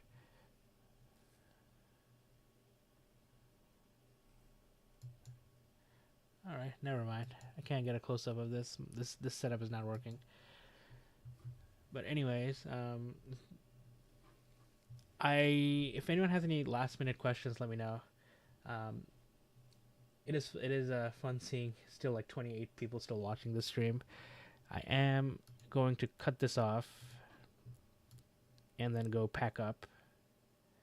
But yeah, Mars is still pretty close to the moon. It's really fun seeing like how much it moved since 1042,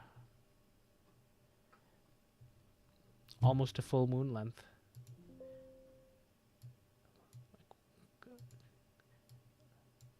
Thanks, Beverly. It's always fun having you join. The next space event, you already have the planetary alignment stuff. In March, there's a total lunar eclipse, March 13th to the 14th. So definitely, that's gonna be the next one. So I'll be focusing a lot on that. And then there's a a partial solar eclipse for part of North America on March 29th. That one's gonna be harder to see, but that could be next on the list after the lunar eclipse for sure. But yeah, I'll be posting videos on lunar eclipses, how to capture them, and also what software to use. So stay tuned for that. And with that said, thank you all. I really appreciate everyone joining. I'm super thankful for the clear skies, and I am going to end this session in about 30 seconds. If you haven't joined our Discord, check the chat and check the description. There's a link to join. We're all pretty active there. Have a good night, everyone.